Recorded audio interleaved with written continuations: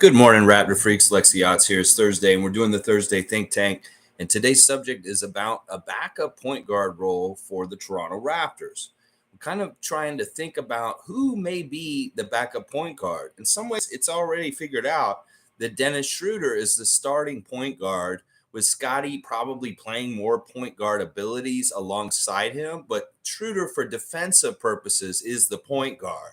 In some ways, the offensive side of things doesn't designate your position. It's about who you guard. So in some ways, Scottie is not a defensive point guard. He's not guarding the point guard of the other team. So I look at Dennis as being the starting point guard for that reason. Doesn't necessarily mean I view Dennis as the main playmaker or the passer for the offense. He will be one of them, and he will do it. But in some ways, Scottie may be more of a primary ball distributor, also scoring too. And also, we got to think about Yaka being the hub at the high post also. So what do you guys think about the starting point guard role? And we know the candidates. We know the people that are possible that may fill in this role. I was speaking yesterday about classically how the point guard role off the bench is one of the most important roles to have on a team. You know, in the modern NBA, the bench is so thought as secondary, is not important. And that's one of the fallacies with the NBA is the more fans now are like bench players, they downgrade them. That never was the case in the 80s and the 90s. There were very valuable, important bench players on every single team, and there was prestige to it. It's really stupid, the mindset of the casual fan today that's younger that downgrades people for bench or that. And that's why in some ways I feel like there's a lack of good backup point guards in the league at this point, because of some ways the way that the game's marketed, the way that young fans look at the game and really put a high premium on starting over coming off the bench. It's kind of really bullshit, honestly. And that's what I'm saying. We need a good backup point guard. And that is something that I feel like we've lacked for a few years. I would say the last time I felt like we had a really good backup point guard was when Fred was doing that job behind Kyle. That was kind of the best kind of like scenario for a leader off the bench. We had the bench mob going. The reason why the backup point guard is so important is because they're the leader of the bench mob. If we want to have a bench mob this year, we need to have a solid leader at backup point guard. Somebody that comes in and keeps continuity from the starting lineup, good energy and good high quality play off the second unit. And that's why it's important. This is why we've been hard on Malachi Flynn, because in some ways we want him to be that backup point guard that just steps in and is exactly what I just described. But he isn't for some reason. For some reason, it's just not happening exactly right. We see it a little bit or sometimes in flashes, but it's never consistent. And it's never kind of like, we really can depend on Malachi to get a certain level of quality from him as a backup point guard for us. That's why in some ways, I'm a much more bigger fan of Jeffrey Dowtin Jr. because in some ways, I think he can be that steady backup point guard that can give us a certain level of quality every single time out. It's not that I want him to go to shoot the moon and be like a 20-point scorer and lead the team in that way. No, I want somebody who's steady. I want somebody who gives us what we need steadily and no kind of like weird shit, like where it's like, what the fuck? Why are you playing so garbage? Because in some ways that happens with Malachi. I feel like every other game, at least, he has a garbage game where he's absolute trash as far as he doesn't hit anything. And he's just like out there doing cardio, just running up and down the court. Now, he had an okay game against the Kings on Sunday. And I'm not totally basing that assessment on that. I'm talking about the body of work his whole time that he's been with the Raptors. That's what we're talking about here, Malachi. You need to be more consistent. And if you want to be that backup point guard role, you need to go look at the old school ways that guys like Vinnie Johnson and Steve Kerr and other people, when they were backup point guards in their younger days, how they handled it. It's really about continuity and keeping a quality to the game when the starters come out. And we need this role. We need this role. We need somebody to grow into it. If it's Marquise Noel, eventually kind of doing the path of Fred VanVleet, where right now he's kind of on the edge of the franchise. He comes in, he plays really well at 905. He kicks a bunch of butt. He gets invited to come and play in main Raptor games. He plays very well in that. He's steady. And then boom, all of a sudden, Marquise Noel is our backup point guard coming in on the main roster. But that I don't see that happening this year. I see this as Marquise has a path and that may take a few years to get him to the place where he's got to be. You got to look at Fred and see how long it took him. He had to do at least 2 years in the G League, and that he had to play at a very high level at the G League to get there. So, yeah, what do y'all think about the subject about backup point guards in the NBA historically? And what about our present situation with our roster and going forward for this season right now? That's right. Dana is here first. Canadian Dana in the house, a great Canadian, a great Toronto sports fan, rooting for her teams. That's right. Good morning, everyone. So Philly lost again. Yes, Philly losing to Boston again last night. 2 games in a row. They played 2 exhibition preseason games against the Celtics, and they've lost both those games so far. I kind of looked at the team stats for the Celtics-Sixers game last night, and there were some signatures of Nick Nurse and his coaching style in there. More shots for Sixers, but very poor shooting. More shots for Sixers and very poor shooting. Less turnovers for the Sixers, but they still lost. You know, we're seeing a calling card here. In some ways, I'm glad Darko's all about making passes and not being afraid of turnovers. This is one of the biggest things that holds Nick Nurse teams back is his conservative approach to protecting the ball. And I love what Darko said in interviews this week. After training yesterday, training camp or practice, I guess now, he said, I'm not afraid of causing turnovers. All the great teams have done this. This is part of it. You know, the teams that win championships, they're not the best teams in the league at not causing turnovers. They're somewhere in the middle of the pack usually. So he's not afraid to pass the ball around. And sometimes you've got to pass the ball around to get good ball movement. You've got to get everybody involved, to have that kind of teamwork that we lacked last year. Since he's willing to pay this price. If we're going to get some turnovers, well, we're going to have a lot of good stuff happen also. So in some ways, you've got to dare to do it. And even if you fail a little bit, well, you're going to have more success, hopefully, and you'll still win. So I like this attitude about this. In some ways, that was part of the confinement of Nick Nurse's structure, is that he really didn't want them passing the ball at all. He really, really didn't. And that's why he overdid the isolation stuff. Well, these guys are thriving and they love it. Some of it is building trust. Some of it is building connection and chemistry. And that I love that approach by Darko. He dares to do it. Meanwhile, last year we didn't dare and we suffered for it. So that may be one of the biggest changes. He talks about the Spurs. He talked about the Warriors and of their championship dynasties, that they always had turnovers to a certain extent, but they still won multiple championships. So I can't argue with Darko's philosophy. And the results hopefully will show for themselves this season. That's what I'm saying. They got to learn how to trust each other. They don't trust each other because the coach doesn't trust them to throw the ball to the other guys. And that's why they over-isolate certain individuals. That's why there was bad team chemistry. I think you can figure it out. The more we do forensics and autopsy on our season of last year, the more we realize exactly why chemistry was bad and teammates connecting was bad. Because the system wasn't conducive to it. It was a selfish system. And that was why we talked so much about selfishness in the preseason, because the system was selfish. Yeah, there you go. There you go. Philly lost again, and Dana's got her popcorn out. So, yeah, there's the difference right there. Philly, get ready for a selfish basketball. Y'all think you're going into a new era with Nick Nurse. You're going into a new selfish basketball era. Watch. Yeah, Trevor J is here. Good to see Commissioner Trevor J.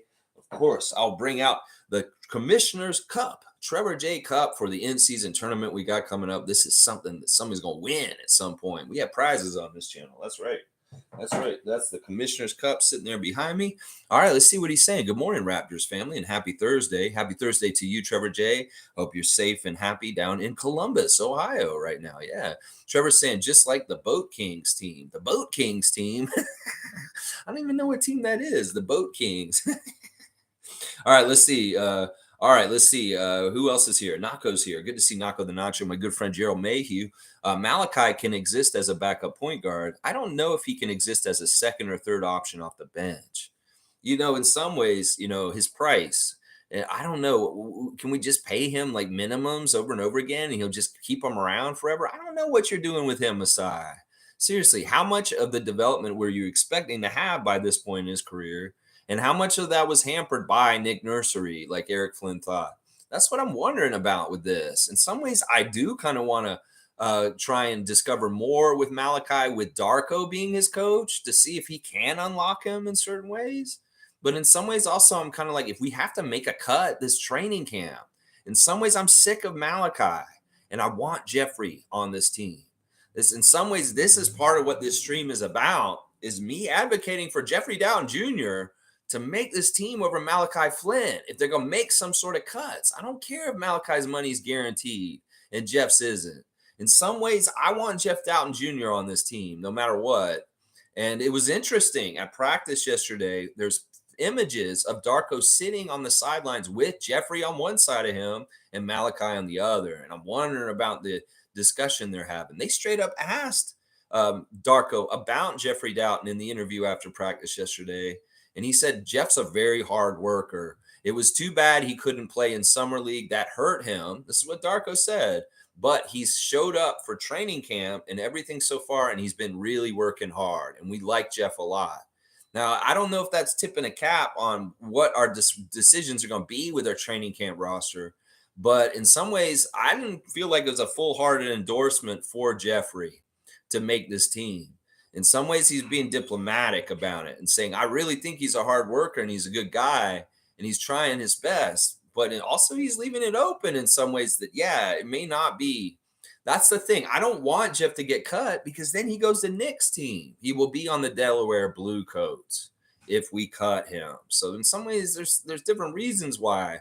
In some ways, I don't care if Malachi goes and plays for Nick in Philadelphia. Does that sound horrible to us? No. It sounds horrible to me if Jeffrey Dowtin Jr. goes to Philadelphia, though. That I don't like. That in some ways more. So it's interesting. It's an interesting situation. Trevor J saying the Aces put the smackdown on the New York Liberty last night in the WNBA Finals game number 2. I don't even see this as a matchup at this point. They whooped them. They routed them. That score was even close. And, you know, I'm going to tell you this right now. In the second half of the first game, in game 1, wasn't even close either. So now they've blown them out for like 5 quarters in a row. This finals is turning into a drubbing. And it's insane. The Aces are very, very good. And I give a lot of credit to Becky Hammon and her fiery competitiveness. And then just the huge talent of Aja Wilson and the players that are on that team. They have a very good team. They're very well coached. And they are going to be a dynasty around the WNBA. Who can beat them after that performance last night? Holy crap. New York Liberty are very good too. But they didn't look like it last night. That's for sure. Yeah. All right. Trevor J's words of wisdom are, as we wake every day, we should ask the good Lord to give us a heart full of love and keep away the heart full of stones. Wow. Wow. Yeah. It'd be hard to have the heart beating if you got stone in your heart. That's right. Don't be stone-hearted is what Trevor J is being saying. Stay human and warm and kind-hearted, warm-hearted for humanity and living things in this planet, whether they be trees, grass, bugs, birds, animals, whatever. Have a respect for natural world and warmth towards humankind in general, not just picking and choosing. That's right. Yeah, good Trevor J words of advice. Thank you, Trevor J. We appreciate it. Top of Top's here. Good to see Top of Top this morning. Good morning, Raps family. When Philly was down about 20, I turned it off. Embiid and Harden were not playing when I was watching. Yeah, they didn't play in the game at all last night. Harden's not going to play for Philadelphia this year. I don't know why people keep thinking he's going to show up. He's not. He's going to continue to just hang around and wait until he gets a plane ticket to another city. Trevor J, don't do that, man. Your rumor yesterday about him going to the Bulls was unfounded, and I do not like that kind of stuff. You better make sure it's confirmed for sure. You're going to break news in the chat like you did yesterday. That was not cool at all. It's a kind of a big no-no here. I don't mind you guys breaking news, and I want the news when it's broken in the chat, but don't give me fake news. Don't be Fox News, Trevor, is what I'm saying. So, yeah, that I had a problem with that yesterday. Let's see. Top of Top saying, will we get compensation if Koloko can't play anymore? just like the Tampa year, I feel there should be some compensation for certain situations. This is a great question by Top of Top. And listen, this was interesting. In the interview yesterday after practice with Darko, they straight up asked him about Koloko and his worries about his condition. And in some ways, Darko answered by saying, we're going to continue to be vague about his condition and what he's dealing with, that you don't need to know yet. But in some point, we're going to find out more about the respiratory issue that Christian Koloko has. But Darko and the franchise are keeping their cards close to their chest still, and they're going to say, we're going to continue to be vague on this for now. And so we don't know exactly how bad it is for him. In some ways, that sounds bad that they want to be vague about it and they don't want to reveal what's going on with him too quickly. So that sucks. I think this is a much bigger issue than we'd like to think it is. And I hate that for young Christian Koloko, who's just really starting his NBA career. In some ways, I really worry for him. And in the case of situations like these, top, I don't know if we get compensation for this in some ways. I don't know. In some ways, it's kind of like, well, do the people get compensation for players that get injured and they go away forever? No, sometimes that just happens. It's part of the whole thing. In some ways, it's like, that's part of the being a GM in the NBA. You pick guys and you hope they work out and they don't turn into a knucklehead like Kai Jones, where you have to waive him yesterday. That's what I'm saying. It's like a roll of the dice when you draft people. You draft Scottie Barnes and you hope everything goes like you hope for by seeing his broad shoulders and his frame, that he grows into what you expect. You see a guy like Christian Koloko and you expect and hope that this is what he can be, but there's no guarantees in life. And that's the crazy thing about this, is that in some ways we could see Koloko's a slam dunk for what he could become.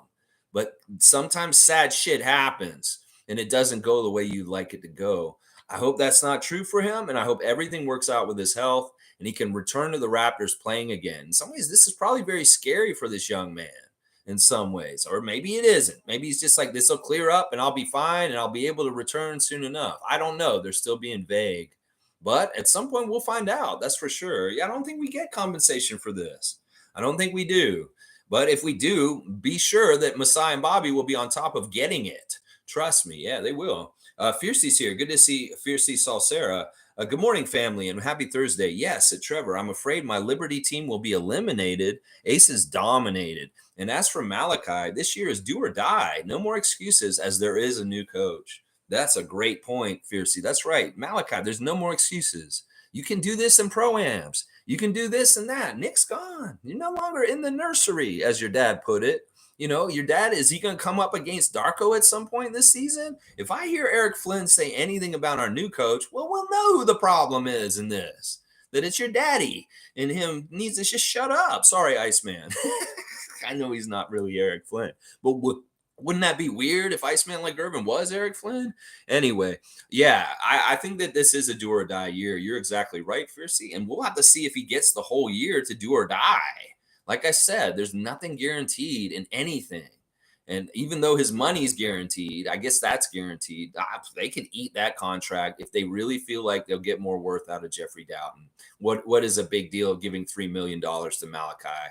Whatever, Jimmy Pope's here. I'm just going to say we gave Nick crap for not utilizing our bench. So we ought to give him a chance with a coach that will actually let him play and help him. We're one game in preseason. Give him a break. There you go. Pope of positivity, a word of a voice of reason and support for Malachi, and saying that we've only had one game. We haven't really scratched the surface with Darko in charge and how he may utilize Malachi. I think it really is. My feelings about this is because I'm worried for Jeffrey. And in some ways, I want to protect Jeffrey.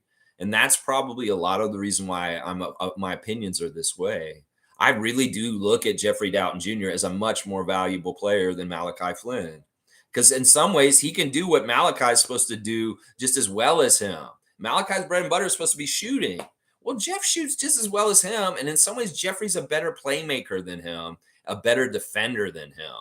So this is part of the reason why I feel like this. But I love that you're supporting him, Pope of Positivity. And I thank you for standing up for Malachi. My opinion is my opinion. And I don't know how they're going to go about with these things.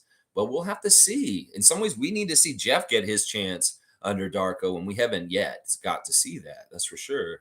Top saying I had thought Malachi had made the turn during that 4-game run a few years ago, but then he got injured and came back and was hot garbage. I know. I thought he had too.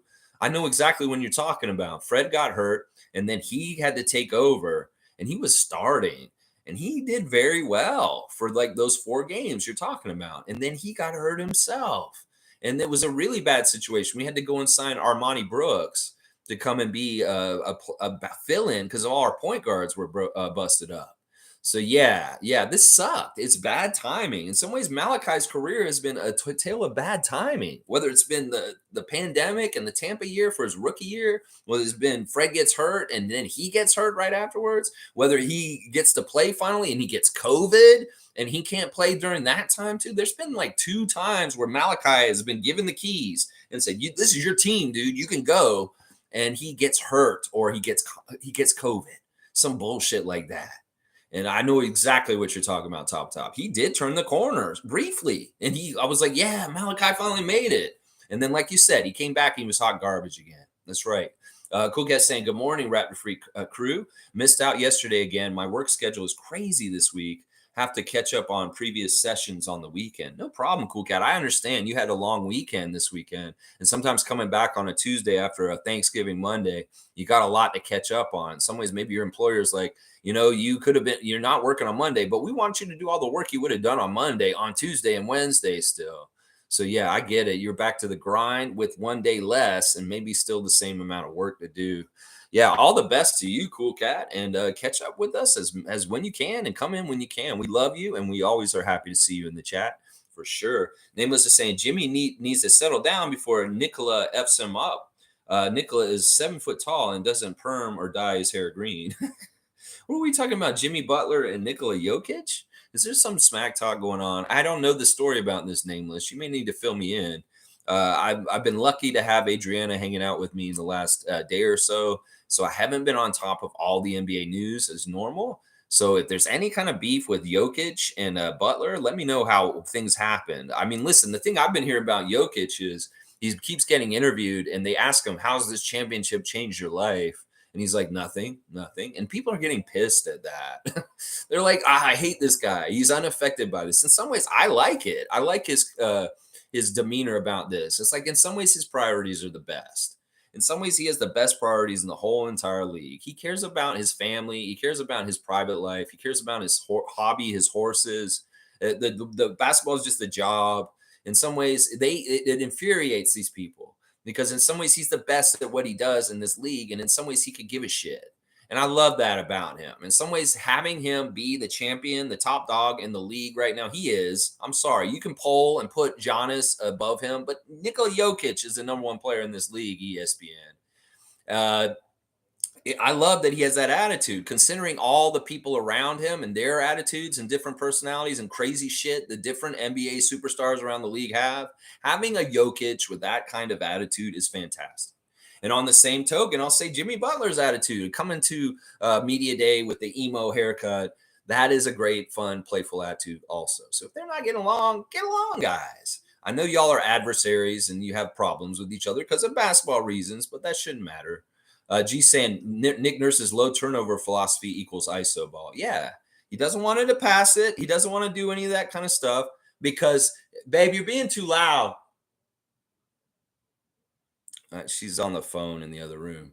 Nurse's low turnover philosophy equals ISO ball. Yeah, don't pass it so you don't cause turnovers to happen. It's a really dumb philosophy. In some ways, it's limiting. It's very limiting. Guardian saying, I believe Cameron Payne is available. Not confident in Flynn. Not sure if Jeffrey Dowtin will get the opportunity.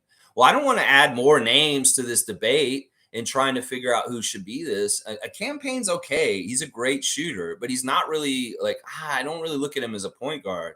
I look at him as a small shooting guard. So, babe, seriously. Sorry, I'm in an appointment. Okay, it's very loud. Close the door fully, please. She's having an appointment in the other room. Sorry. They're talking very loudly. All right, she's going to close the door. Thank you. All right. All right. Keep going. Let's see. Yeah, I'm not a big fan of Cam Payne. I mean, he's a good shooter, and I respect the shooting that he does. but I don't know if he actually fits this team. And once again, I don't want to add new names. We've got to cut names, and bringing more names into the mix just muddies the situation kind of thing. Nako's saying something I can give Dennis over Fred is he seems way more into playing his role, be it first option, six man off the bench, starter, etc. Fred's making me think he wants the kids off his team. He's very funny down in Houston, that's for sure. No, Dennis is a good team player. He always has been. And that's why it's interesting that people are like discovering who he is as a person. They think he's just like a Patrick Beverley kind of an asshole, quick, like all over the place, annoying person. Well, you play against him, yeah, he's like that. But when he's on your team, you celebrate him because he gives that kind of effort. And I love everything that's coming from him. He's very fully embracing his teammates. He's embracing, of course, being with Darko and the coaching staff. He's embracing being in Toronto. I think he really loves and is excited about having a new life here in Toronto with his family. There's all good things happening with Dennis. All the things that are carrying over from World Cup and his success there have come with us. And in some ways, there's a bona fide like prestige to Dennis Schröder right now that I'm thankful that the Raptors organization can have inside with it right now. I really, really am that way. It's fun. They're doing all the little interviews when they come out of the practices and asking them questions like, what's your favorite emoji? The one they were asking yesterday is, what food would you eat if you could only eat one food for the rest of your life? And he said something like fettuccine Alfredo or something, or pasta, chicken Alfredo. And then they did like a whole thing where they're asking, who do you think on the team would be best at playing hockey? Because the Leafs are starting on their season last night. And it's funny. A lot of them were saying Jakob at first. And I was like thinking, man, Jakob would be like a Zdeno Chara. Like he'd be this huge, crazy defenseman, I would think, if he played hockey. And it'd be interesting. He can skate, apparently, is what they were saying. And then at some point, everybody started saying OG. OG could be a good hockey player. And they're saying because of how solid he is. And that makes sense. And then at the very end, really good edit by the Raptors admin. Otto Porter comes in and says, nobody on this team can play hockey. That made me laugh so much. But yeah, that kind of content around the Raptors is so fun. And we see Dennis embracing it and being a part of it. Yeah, there's so many things about Dennis to like right now. In some ways, he's very much puts the team first. He doesn't have selfish needs. And he's really a good leader and veteran to have around for that reason. So yeah, I'm all about it. Yeah, in some ways he's very different than Fred. He is very, very different from Fred, for sure. Fiercely saying every team needs to strategize for all positions and making sure at least two players can cover. That's what I do in project management. I believe front office are doing their think tank and assessing on the low. Yeah, just in case things don't go right. Well, Koloko, we'll have to see. Maybe that's why Makers appeared all of a sudden instead of David O'Banner. That could have been the switch real quick. It's like, I'm sorry, David, you're still going to be on the 905, but your exhibit 10 is being switched. You're not in training camp because we may need Maker because Christian Koloko has a respiratory problem. In some ways, that very much was the reason why that move happened, is because of Koloko's ailments. So in that philosophy, what Fiercy is explaining about her workplace, that makes sense. In some ways, you could say, well, we don't have Fred anymore. We got Marquise. Oh, we don't have Chris anymore. We got Mohamedou Gueye. That's very much in those kind of philosophies of what Fiercy's saying. Cool Cat saying moving the ball also gives the team energy. Everyone gets to touch the ball, so to speak. Yeah, in some ways, you really get the idea of how it can become selfish on a team with Nick with that philosophy. You're being told not to trust each other. Well, what are you going to do on those fast breaks? Like what was happening in the first game with Scottie and Chris Boucher. Yeah, is he going to make that dump off pass to Chris under Nick's philosophy? Maybe, but maybe not as inclined to because of the way it is. The other thing that's really limiting about Nick's system last year was nobody's allowed to take mid-range shots. And now it really does open things up and allows for things. Darko's really interesting with his philosophy on shooting. He wants you to take high quality shots. In some ways, Nick was not preaching that. We talked about this recently, where Nick sometimes relies on just chuck the ball at the basket, and our very supreme talented athletes will go and get the offensive rebound and clean it up. In some ways, that was encouraging bad shooting on our team. And well, what do you get? Bad shooting percentage and poor shooting. Everybody may not realize that the Raptors are a good shooting team. It's just that the coach's philosophy of last year encouraged them to just chuck the ball at the basket and we'll clean it up near the basket on the second chance shot. Now take that philosophy and change it to Darko, who's saying, no, fuck that. I don't want y'all taking shots and double teams. I don't want y'all just throwing it up willy-nilly. I want y'all to take careful, considerate, high quality, high percentage shots. And I'm not going to limit you from where you can shoot it. You can shoot it from 3. If you don't have anybody, I want you to take that shot, green light. If you're in the middle, in the mid-range, take it. If nobody's near you, take that shot, Gary Trent. So that's what I'm saying. This is a big, huge difference. In some ways, people may need to get ready to see the Raptors become a good shooting team again this season. Maybe the biggest switch between Darko and Nick will be that we shoot way, way better this season. We already had a very good shooting percentage in the first preseason game against the Kings. That's the whole secret of it. You can pass it more, but when you get the shots, make them very good shots and make them count. And that's it right there. That's it. That's a huge part of the difference in philosophy right there. Right there. Right there. G saying apparently they are being careful with Dowtin's ankle. He just had surgery. I heard this is why he didn't play. Could be fake news, but it does make sense. No, this makes sense. This tracks. This definitely tracks, G. And that's a good point. We got to remember Jeffrey had an ankle surgery at the end of the season. And that's part of that's why he didn't play in summer league. And he's still on the mend. So maybe they are ramping him up, much like Otto Porter Jr.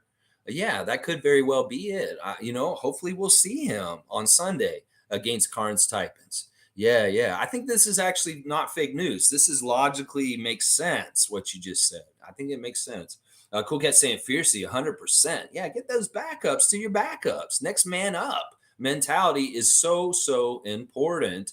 And it's something we have had to use many times in the last couple of years, a next man up mentality. So you're going to need depth at the positions. Jimmy's saying, I like both Dowtin and Malachi. I just want to give someone a legitimate chance before fully forming my opinion. Yeah, in some ways, Jimmy's right, and I get it. We need to see the rest of preseason. We need to see these guys a bit more. We've only seen one preseason game, and that is totally not enough. And we didn't see one of the guys play in that game. So that's the thing. This decision doesn't have to be made today or anytime right now. It's going to have to be made in like a week or so from now. A week from this coming Saturday, it probably is when it will be made. So let's see. Nako the Nacho saying at Guardian, Payne on the Bucks. So Payne has gone to the Milwaukee Bucks. I'm going to believe that. That's probably true. So there you go. He was picked up. MSJ saying Darko seems a more easygoing guy. If not Flynn, then Dowtin. And if not them, let's not get stuck on either. There has to be a guard in Europe or Australia that can simply run a team. Well, I'm going to tell you about this guy who's on the Carnes Titans, Patrick Miller. That would be a really weird look for a backup point guard. This guy's just brute strength. You're going to see him on Sunday. And when you see his arms, you're going to be like, holy crap. Who is this guy? He would be a weird look in the NBA, seriously, because he's just all arms. It's crazy how big his arms are. When y'all see him, you're going to be like, this guy doesn't even look like a real person.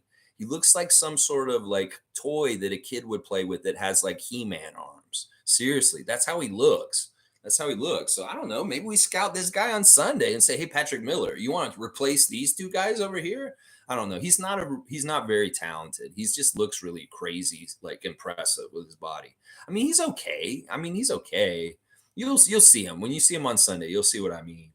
But yeah, I mean, I get what you're saying. Once again, I'll say the same thing that I said about Payne. Do we really need to muddy the situation any further? We both invested in both these guys already. It really should be between the two of them. They're familiar with the team, continuity's sake, and already accrued chemistry and knowledge of our team. In some ways, I want to just stay in-house with this because I feel like both of them are adequate for this job. It's just who's going to be better. That's what I'm saying. Who's going to be better? Cool Cat saying, Masai saying that we're playing selfish is really not the players. They're doing Nick Nurse plays. Should have called out Nick Nurse schemes instead of embarrassing the players. Well, it's ambiguous. Some people looked at that selfish term as it could have been the money. They really think it's the money, but in some ways, you can look at it in so many different ways. What does he mean by selfish? How were you selfish? Oh, I didn't let them use the basketball. I held on to it. Ooh, you can't use it? I don't know. Is it because of the money? Is it because Nick was saying, I'm going to get you, Freddie, the biggest contract this offseason ever. So I'm going to play you like crazy and inflate your stats so that you can be selfish in getting your money this summer. I don't know. The selfishness, I think, has to do with the system, like you just said. And that, Masai could have been more outward about that. But in general, he's just saying that we were selfish. In some ways, it's better that he doesn't call out anyone. It's not classy to call out Nick at this point. In some ways, you don't want to do that. And he didn't directly say anybody specifically. He really, really didn't. He didn't say Siakam is selfish. He never said that in the whole time on media day. So I think it's an ambiguous term and it can be utilized in different ways. How were they selfish? Who was selfish? And what were they selfish about? I think it was the system that was selfish and it was set up by Nick. And the two guys that benefited from it were unfairly labeled selfish. Yeah, I think that's the case right there. And I think we figured it out. MSJ saying, hope you're having a good morning, Lex. Thanks, Chris. Yeah, I am. I watched Survivor this morning with Adriana already. It's a fun season. It's very interesting and crazy. The Canadian guy's I'm a big fan of Caleb. I think that he had a very good episode last night. So I'm rooting for Caleb from Vancouver. You go, Caleb, in Survivor. That's right. Top saying Philly has flashy names on their bench like Oubre and Mo Bamba, but they haven't been on great teams. I like their roster in some ways, but in some ways, once again, the problem with Philadelphia is a new coach, new system, a lot of new players. It's not going to be anything like it was last year with Doc Rivers. And that's why in the coaches or the GM survey, Philadelphia is the most hard to gauge about how good they're going to be this year. Because in some ways, I don't believe that Nick's philosophies apply to that roster very well. The fact that Joel Embiid is the number one franchise player for that team, he does not jive with Nick Nurse's philosophies. I'm telling y'all this. He just doesn't. There's some things that Nick just demands of his team that Joel physically cannot do. And there's going to be some sort of problem at some point, regardless of the James Harden circus around it, all this kind of stuff. In some ways, Nick may get exposed a little bit for being that ornery, crusty kind of guy in Philadelphia more and more. We're going to have to see. Oubre had a great game last night, 18 points off the bench, but they did lose. Yeah, Mo Bamba's a talented guy. It's funny because Monique and I wanted Mo Bamba on the Raptors with Nick Nurse for many years. Well, now they're on the team together in Philly. So he's got his little fake Raptor on his team that can kind of do the Vision 6-9 down there with Mo Bamba being around with him. Yeah. Fiercely saying a reporter asked an invasive question to Darko on Koloko's health, and Darko shut it down. I'm no media expert, but don't they have training on how to ask or approach sensitive subjects? You talking about the reporters? Nah, fuck those guys. Those guys are jabronis, half of them. Seriously. They really are. They ask whatever the fuck they want, and sometimes they have no tact. I think that was a fair question. And the thing I liked about that question was the way Darko handled it. He is really good, y'all. This guy's smooth. In some ways, being a coach, you need to be partly a politician. And in some ways, the way he handles questions is very smart and diplomatic. And I think that the way he handled that Koloko thing, he shut it down right away. He said, no, we're going to be vague about this still. And there's no answer follow-up. They're like, okay, we're going to just leave it right there. We'll respect you, coach, and we're not going to push you further. Oren Weisfeld is going to ask this question, and then 5 minutes later, Michael Grange is going to ask the question reworded in a different way. No, there was none of that. The Koloko question was asked. He answered and said, no, we're not going to tell you right now. We're going to be vague about it. And there's your answer. Don't ask me anymore. Boom. So yeah, the media guys, I don't even know if these media guys get trained anything. Seriously. Like Jake's takes, he ain't been trained. He's 13. And he asks better questions than them. So it's get Jake down there. He's a natural. He's got to ask the right questions. Seriously. We the North is back. We the North. And he's on demon time, it looks like. Good to see you, our analog or our AI digital friend, robot friend. Yeah. He's saying we never give up on our draft picks. We give them confidence and elevate their games. I love this. And he's exactly right, the robot. That, Masai has said this over and over again. He's not drafting to miss. He drafts these guys because he does his homework, and then boom, he wants to see them come through like OG and Pascal. So Malachi is still that kind of project for him. He doesn't draft him to miss. He wants to make sure he's a success at some point. But where do you cut bait and just say, we could use this roster spot better, Masai Ujiri? Where do you figure that out? And where do you make that decision? You can't have home runs on every single one of your draft picks. You have done very well with your draft picks in your 10 years with the Raptors.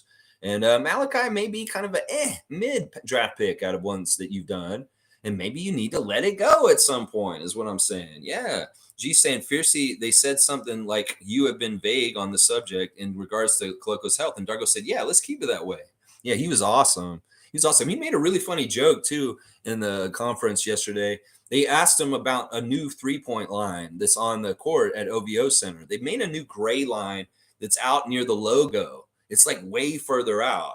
And somebody asked, I think it was Oren Weisfeld. He said, what's with the new three-point line on the OVO line? And what is that all about? What is it used for? And Darko said this. He said, it's used to confuse you media types. Yes. And they all laughed. It was like they all laughed about it. And they thought it was funny that he said that. Yeah, it was like funny. He had good timing and he had a really good joke at that moment. Basically, that line isn't for them to practice logo threes. It's for practicing spacing. In the past, in training camp, they would just mark with tape X's around that arc. And instead, they just went ahead and painted the line on there this time, for sure. So the gray line isn't necessarily for trying to take eventual 4-point shots in the NBA. No, it's not to train on logo threes. It's for how to do kind of different. I think it's where they initiate their offense. It's like, this is the line where we want you to start going in. So it's a multi-purpose line in some ways. It is used to mislead the media. That's right. I love that answer. You're so funny and so witty and very good timing, comedic timing. If I'm going to do a little analysis of comedy, Darko's got timing. He's got timing. Let's see. Fiercely saying agreed at G. Hogging the ball, doing ISO, hence less team cohesiveness and running specific players to the ground. Yeah, there were a lot of detriments to that philosophy that Nick was holding us to last year. And we're going to see more and more like easier things, partly because of not holding on to the things that he really strictly wanted them to do. You know, he graded them and they gave them grades after the games on how they were doing with what he wanted them to do. So they very much were trying to do things for him. And it's not necessarily the way they play, just that's how they play. These are players. They can adjust and play anybody's system. And sometimes the system dictates these guys to be a certain way, and they get unfairly branded as players when they shouldn't. It's the system that should be branded that way. Yeah. Yeah, we the North Toronto saying, look at Siakam and OG late picks. Now one is all NBA and the other one's an all defensive player. Exactly. We the North Toronto. Exactly, my good buddy, man. You're exactly right, man. These guys panned out real good. Siakam, they laughed when they named him in the draft. Who? Pascal Siakam? Who is that? No, you laughing about Siakam now? No, you're not. No, you are not. And yes, OG was hurt in his senior year or his last year at Indiana. It wasn't his senior year. He was hurt and he was a gamble and he fell in the draft and we took that risk and he has paid off immensely that late in the draft for sure. I don't bite here. Good to see I don't bite. Let's see how much he's biting or not biting. Your 2023 MVP, Joel Hans Embiid, hasn't been on the floor with the Sixers yet. Embiid has been happy with the captain, Nick Nurse. As a Sixers fan, I'm still interested to see how this Harden saga ends. That's right. And that captain will be in the Coach of the Year talks this season. You think that Nick Nurse is going to be in the talks for Coach of the Year this year? Well, you better hope for that, Sixers fan. You better hope for that. All right, let's be fair and diplomatic with our friend I Don't Buy. Yeah, you guys don't really know your team until you see Embiid take the floor. That's for sure. In some ways, I think this is kind of silly that he hasn't came and played at least one game against the Celtics. That's a top team. But maybe Nick's holding cards tight to his chest. And he doesn't want to show his MVP, putting quotes on it, MVP, in the game yet. Yeah. So I don't know what his strategy is with this. Is Joel hurt? I mean, in some ways, I don't like how they hold out the top names in preseason. In some ways, these guys would be get going and get doing their thing. We didn't sit anybody on Sunday that was important like that. There was people like Otto and Jeffrey for injuries and Christian, and Precious, but the rest of them were all playing. So, yeah, okay, the strategy is to hold them out, okay, and they were happy with him. I know that he's happy now, But let's see how it goes. Let's see how it goes. Are they going to win? Let's see first that. And then are they going to feel good about how things are going? But come around December. I don't know. We'll have to see. I don't bite. I appreciate you being here. And we invite all fans of other teams to come in here and talk with us. We want to be a peace and understanding kind of channel. And well, we'll see. We'll see. Check in with us later in the season. Let's see how things are going. How about that? Let's see. Let's see. And Harden, yeah, well, that saga needs to end for y'all sooner than later, so you can move on with your lives. Seriously. And Miss J saying, I really do like Dowtin a bit more. He seems calmer out there. I just trust him more. In some ways, this is a trust thing when you're talking about players. Who do you trust? I trust Jeffrey way more than I trust Malachi. If there's problems on the court or things happening, I'm trusting Jeffrey to be solid and not make any mistakes, play very solid. He may not do much more than that, but at least I know he's not making mistakes. And he's fundamentally playing like a badass. In some ways, I know Scottie likes both these guys a lot, but in his Twitch, he's been talking up Jeffrey a lot lately. It's like, Jeffrey's my dude, man. I love Jeff. He said that multiple times on his Twitch in recent weeks. So, in some ways, I don't know if he doesn't play favorites. He's obviously very close with Malachi also, but Scottie loves Jeffrey. And in some ways, that should matter too. That should be a factor. Let's see. Can't wait to play you guys. Yeah, I don't bite. I can't wait either. I'm going to be there. I'll be at the game on the 28th when Nick Nurse and the Sixers come to Toronto on the second night of back-to-back against us. I'll be in the 100 level, and I'll be down near the court. And I will be there myself to witness the return of Nick Nurse to our arena, and I will be booing him. That's right. I will be booing him at least at the beginning of the game. We'll boo him a bit. Yeah. Fiercey saying, yeah, gee, I loved his response. Like, geez, next thing is they ask for his medical records and get the specifics. Well, in some ways, this is a question that we want to know, and the press should be asking questions that the people want to know. And we're very much worried about Christian. It's not that they're trying to be like in digging into his private life. It's he plays on a basketball team and he's got a mystery ailment. And in some ways, the press needs to do their due diligence to try and get the answers for the people, is what I'm saying here. Yeah. So I don't have any problem with that question.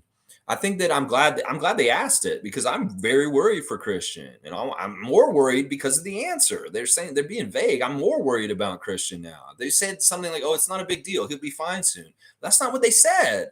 They said that we are going to continue to be vague about this. That's not good. That is not good. Seriously.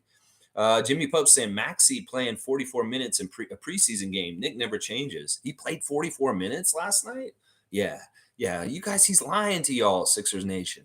I don't bite. He said he's going to play more team game. Well, did you hear what I described just earlier about the difference between Darko and Nick? Seriously, he's not going to play a team game. He's going to go through Joel and Tyrese. He's going to make them like this year's Fred and Siakam for him. He's going to overuse your two main guys. Watch. He will. 44 minutes for Maxey already. Well, he's a young man. He can do it. He can do it. He's going to be able to do it. But watch and see if that big Cameroonian can do it. I don't know if he can. No, I don't think he can. The North is saying more minutes should be given to Flynn this season to give him confidence. That's what I'm saying. Give him more minutes and see if he produces. See if he makes it worthwhile to give him those minutes. If they're empty minutes, and I say that somebody else could do those minutes better, like Marquise Noel, I'm going to say that. If Javon Freeman-Liberty may be a better option than Malachi because he can score better than him, I'm going to say that. That's the stuff I'm looking at right now. We got to figure out. Monique is here. Good to see Superfan, the greatest. Monique Lawrence, our favorite. We love you, Monique. Good morning, Raptor Freak family. Please keep Jeff back up. Point guard should be Jeff. Marquise in a few years. Flynn should only get minutes if someone's injured. Sorry, Malachi. This is diehard Raptor Freak, Raptor fan number one, Monique Lawrence. And this is what she's thinking. She's like, she wants Jeff to be the backup. She wants Marquise on the up and coming. It's the third backup. And Malachi, you're just there for insurance if somebody gets hurt. I can't argue with this. In some ways, once again, her and I are on the same place. I think I see this a lot like how she sees it, and I will fully endorse Monique's plan. I second it. That's right. Guardian Transit is here. Good to see Guardian Transit. Jimmy Pope, Yepper, Nick is going to kill him, overplay him till he can't walk anymore. Well, I'm not worried about Maxey. Maxey's a young man that can get up and down that court, and he will thrive under Nick Nurse's system. I worry about lazy ass falling down on his face, Joel Embiid. This man is not going to survive when Nick is his coach. Seriously, they're really not a fit. I called this right away. I know Nick Nurse. I really do. He's been around our team for like 10 years. And then, I kind of know Joel and how he's lazy and how he can't play certain parts of the game because he gets tired. There's going to be a problem with this. Nick really pushes people. And he said this already. He wants to get Joel's number minutes up and how many games he plays up. He wants to just play him more and more. He's already said it. He's blatantly said it to the press. I'm going to play Joel a lot. And well, let's see if Joel can handle that. And if he's going to start crying and saying, I can't play so much. Nick, you're overplaying me. I need to come out. There may be times where Joel waves that he needs to come out and Nick wants to continue to play him, is what I'm saying. Stargate saying, I believe Malachi has a place in the NBA as a backup point guard, but I don't think his game fits this team, especially now. I see him being a better fit off the bench in a team like San Antonio or Atlanta or Golden State or Orlando. Yeah. In some ways, I see him being a better fit in Portland. There's a lot of different places I think that Malachi would fit in better and maybe even thrive. In some ways, this is true. He showed up as the last true point guard when we started doing Vision 6-9. And in some ways, that was part of the problem. In some ways, Scottie come in is a part of the problem. It's like, look, we've got this dude's a way better point guard than you, and he's way taller than you. So it's like, why do we need to play you? Like, why are we investing in you as the next line coming after Fred and Kyle if we're switching gears, Bobby Webster, and we're going Vision 6-9? In some ways, Malachi was the last draft pick before we started really full on Vision 6-9. And that's part of the reason why he doesn't fit with this team. And I think that the Stargate's right that he doesn't totally fit with our team. I think he's a good player, and that may be part of the reason why it hasn't worked, is because he just doesn't fit with our team build. He really, really doesn't in some ways. And he would fit. I think he would fit very well in San Antonio in some ways. I think you're right. Guardian Transit saying, last year I said Koloko was 2 years away. I hope he gets better, but the clock is ticking. Yeah, I don't know. I think that if he had been healthy this summer and coming in, he could have jumped this year. But in some ways, this is really bad. This is going to set him back. And I'm worried for him. I'm very, very worried for him. I think he can get going quicker, but he has to be healthy to start the progress and the development to get there. And if he can't play, well, how is he going to get better? It's really sucks because in some ways I was like, man, this is such a good prospect. This guy Koloko is such a good prospect. I hope he can still get his career. We need to know. Y'all are being vague, but please, as soon as you can tell us about what's going on with Christian, let us know, please. Oh my gosh. G saying, anyone ever down about the Raptors? Just remember, we are not the Hornets. This is a great example of why Masai and Bobby are such a great front office.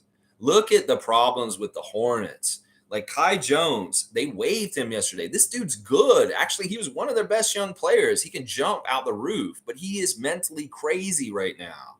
Seriously, his tweets have been nuts. He's talking about he's the GOAT this, GOAT that. But besides him, he's harmless. In some ways, the dude, I feel bad for him. He needs help. Then you got Miles Bridges, who got another warrant out for his arrest yesterday, stemming from his domestic abuse charges from in the past. And that's just another whole dumpster fire. And in fact, don't equate the two of them together, Kai Jones and Miles Bridges. The things that Miles Bridges did are way 100,000 million times worse than Kai Jones in some ways. So some of y'all in Hornets Nation that are dumping on Kai Jones right now, you should really turn and do it to Miles Bridges. He deserves it way more. And y'all protecting him and holding him up and saying this, in some ways it's gross. You'll go after a man who obviously has mental challenges, but you'll stand up for a wife beater. Yeah, that's messed up, Hornets Nation. And yeah, thank God we're not the Hornets. That's one team in the league we can say. I say, thank God we're not the Trailblazers. I say, thank God we're not the Orlando Magic. There's a lot of teams I could say that I'm like, I'm glad we don't have these front offices because they suck. They really do suck, is what I'm going to say right there. Yeah. G saying Kai Jones got traded to free agency. The man said he's the GOAT. He said he's like untouchable. And he demanded a trade publicly. He got fined, $250,000 or something for that? $150,000 for demanding a trade. And then he got waived right after that. You see anybody lining up to go get him? Some team nations are like, get him right now. He's so talented. Okay, y'all crazy dumpster fire teams. You want more dumpster fire? Go get Kai Jones. make sure that he goes and sees a therapist or needs to talk to somebody. Seriously, that's the first thing he needs to do before he needs to start the season this year. Fiercely saying, praying for Koloko. That's right. We are. Jimmy saying that Kai Jones saga is nuts. Yeah, it's all brought on by himself. It's like he's battling his own demons in his brain. And it's all right in front of us because he's tweeting it out. It's like, that's such a bad look, bro. In some ways, you could be like that in person in the past and have demons, mental illness.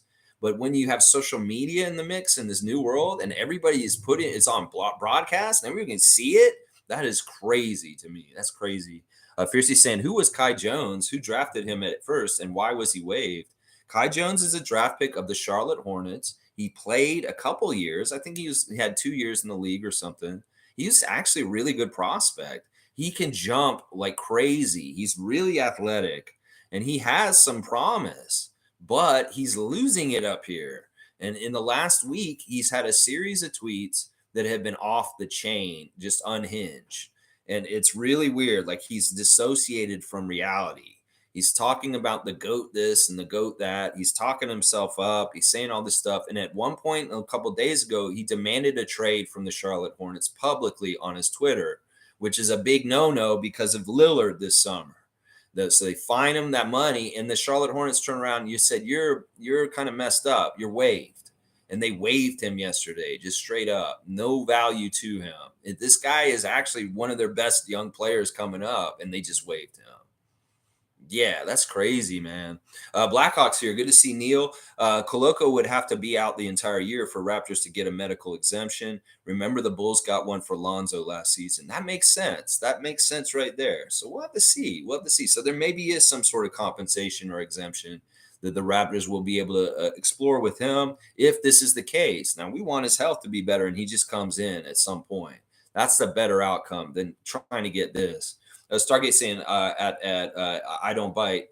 It's time to blow it up. Trade Embiid and Maxey now while they have value and get future draft picks and assets. Time to start the process over. I love this, Stargate. I think this is really good advice for the Sixers. We know Joel is not going to be happy under Nick soon, and y'all need to just do the inevitable and trade him. Trade him to, well, he wants to go to New York or Miami. So if you want to be spiteful, trade him to somewhere like Utah or Portland or something like that. Yeah, do that. I think y'all should, because honestly, you're going to lose Embiid anyway.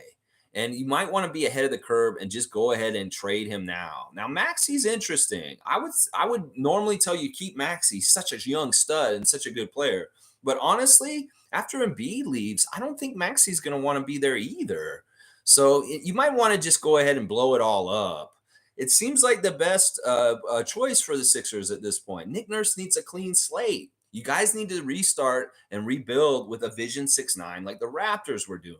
And then you guys can be so much better. Kelly Oubre, perfect. But Joel and Tyrese, they got to go. You got to blow it up, man. I'm sorry. That's just the best wise thing to do.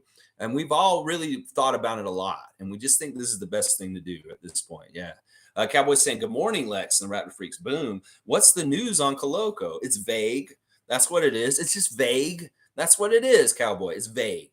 Yeah. Monique is saying, I'm still figuring out two of 905's new assistant coaches, Fortune Solomon and Joshua Henderson. I know four of the two of them. Well, yeah, they announced the 905 crew yesterday, and Monique in our group posted some great information about him. I love it, Monique. Thanks for all the stuff in the comments about Henderson and Fortune. Very, very interesting stuff. And Leftwich. Very, very good stuff. I don't go too in depth on the assistant coaches for the 905, but I also see that Christian Siakam is on that staff still. So, yeah, let me just go over the staff of the 905 for this year. It's Eric Curry, of course, is the head coach of the 905. Fortune Solomon, Joshua Henderson, Arsalan Jamil, Matt Gray, Christian Siakam, and Brandon Leftwich. That will be the crew that's supporting Eric Curry and Mississauga with that team this year. Very cool to hear the staff for that team there.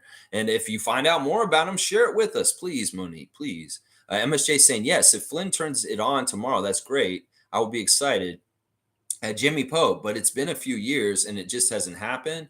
And Stargate, fun how the blow it up bug is now in Philly now. I know. I've been hearing it all over the NBA. Like, seriously, they are saying Joel wants to go to New York, y'all. Like, he's got his eyes on New York Knicks. He's got his eyes on Miami Heat. And those teams want him too. Well, Philly, do you guys really want to help your big process guy on his way out go to where he wants to go? No, you need to send him to Timbuktu and send him to like a team that he really doesn't want to be on. Like, maybe you send him to, I don't know, somewhere in the West is probably best. I would say like maybe you send him to what's a team that needs him? I don't know. It'd be interesting if he was on the Mavericks. That would be an interesting look. Joel on the Mavericks. I'm just saying, it's inevitable. Seriously, Sixers, you might want to just blow it up a little bit, just a little bit. I'm hearing that. Like, the murmurs around Embiid aren't good. That dude's gonna bolt, bro. Like, he's not happy with y'all. Just like Donovan's not happy in Cleveland either.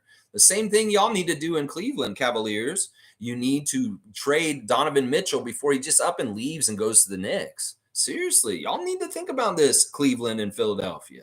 You might be in trouble. That blow it up bug, it's going around. It really is. Yeah. Cowboys saying to Monique, when does 905 start? I believe that they start in November. I don't remember exactly, Bradley. They don't start immediately like when we do. They do start a little bit delayed after the Raptors team. So I'm not totally sure. I have it on my calendar where their first game is. I can go find out and remember it, and I'll tell you next time. But they do start after the Raptors.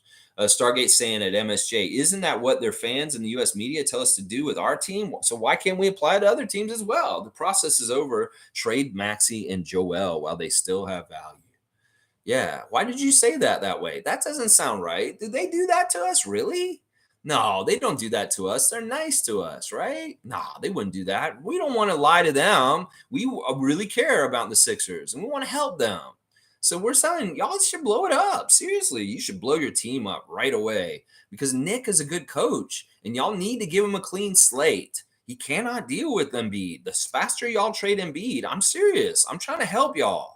Y'all need to trade Embiid because it's not going to work. The quicker you do this, you think I'm being a full of shit asshole Raptors fan. I'm trying to help y'all, Sixers. I'm trying to help y'all. I just know what's going to happen. Y'all need to trade Embiid immediately. Seriously. I'm not lying. Now, Maxey, you don't have to if you don't want to, but maybe you want to too. I don't know. Maybe. Let's see. Kareem Thomas is saying after watching Darko's interview, Jeff Dowtin is pretty much done. I think his energy just dropped when his name came up. Personally, I think he can thrive. Huge toss up between him and Flynn. I got that feeling too, Kareem. Once again, we're very perceptive of you. I felt it too. The tells were there with Darko when Jeff Dowtin question came across. You're very much right. I sensed that also. Exactly from what he said in that. And I hated hearing that. In some ways, he's very diplomatic about Jeff. He said he's worked very hard. He's a very good player. We like Jeff a lot. But in some ways, what he didn't say was important. And the way his energy was during it was important too. And I sensed exactly what you're saying, Kareem. In some ways, this is why I'm putting this out right now to advocate for Jeffrey. In some ways, I really want Jeff to be on the Raptors over Malachi. I cannot say this enough in this stream. Seriously, y'all. MSJ saying Jimmy was really funny with the hair. Laugh out loud. He's sad they didn't sign a big name this summer. But even Jimmy Butler would admit Jokic is a better player. Yeah, it was funny that he did that Umo thing because he didn't get Lillard or Beal or something like that. Well, Miami, you don't always get what you want. Rolling Stones. There you go. I don't bite saying Stargate. You can't just get rid of the MVP. Well, is he a real MVP? Come on.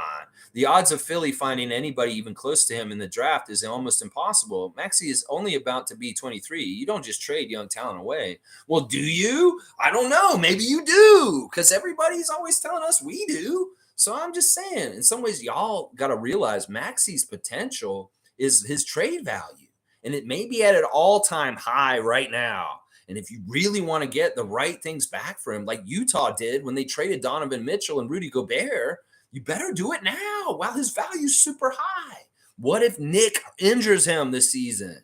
Like all of a sudden he runs him to the ground and all of a sudden Maxey isn't the same player by the end of the season. You need to do it now.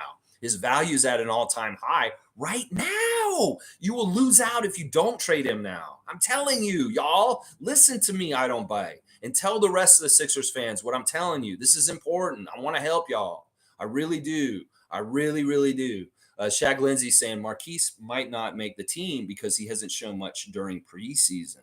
Well, we've only had one preseason game, and he didn't do a whole lot. You're right. He had a little bit of a nice flash of a pass, but in some ways he was in garbage time, and it was more Grady time than anybody at that point. And in some ways, Marquise will get his chance. We'll have to see. Once again, it's the same kind of thing we just said. They played one preseason game. We have more to determine from Sunday, Wednesday, and Friday next week. And those games will be mattering on these battles that we're talking about, plus the behind the scenes practice battles also. So, yeah, we'll see. I think Marquise has made the team because he's a two-way. And that means he's going to be doing the two-way all year. He's good. He's good. He's going to be playing on the Raptors and on the Raptors 905. That's the two-way contract. So him, Javon Freeman-Liberty, and Ron Harper Jr. are currently those guys. They're going to be playing both sides of the fence. That's how it works.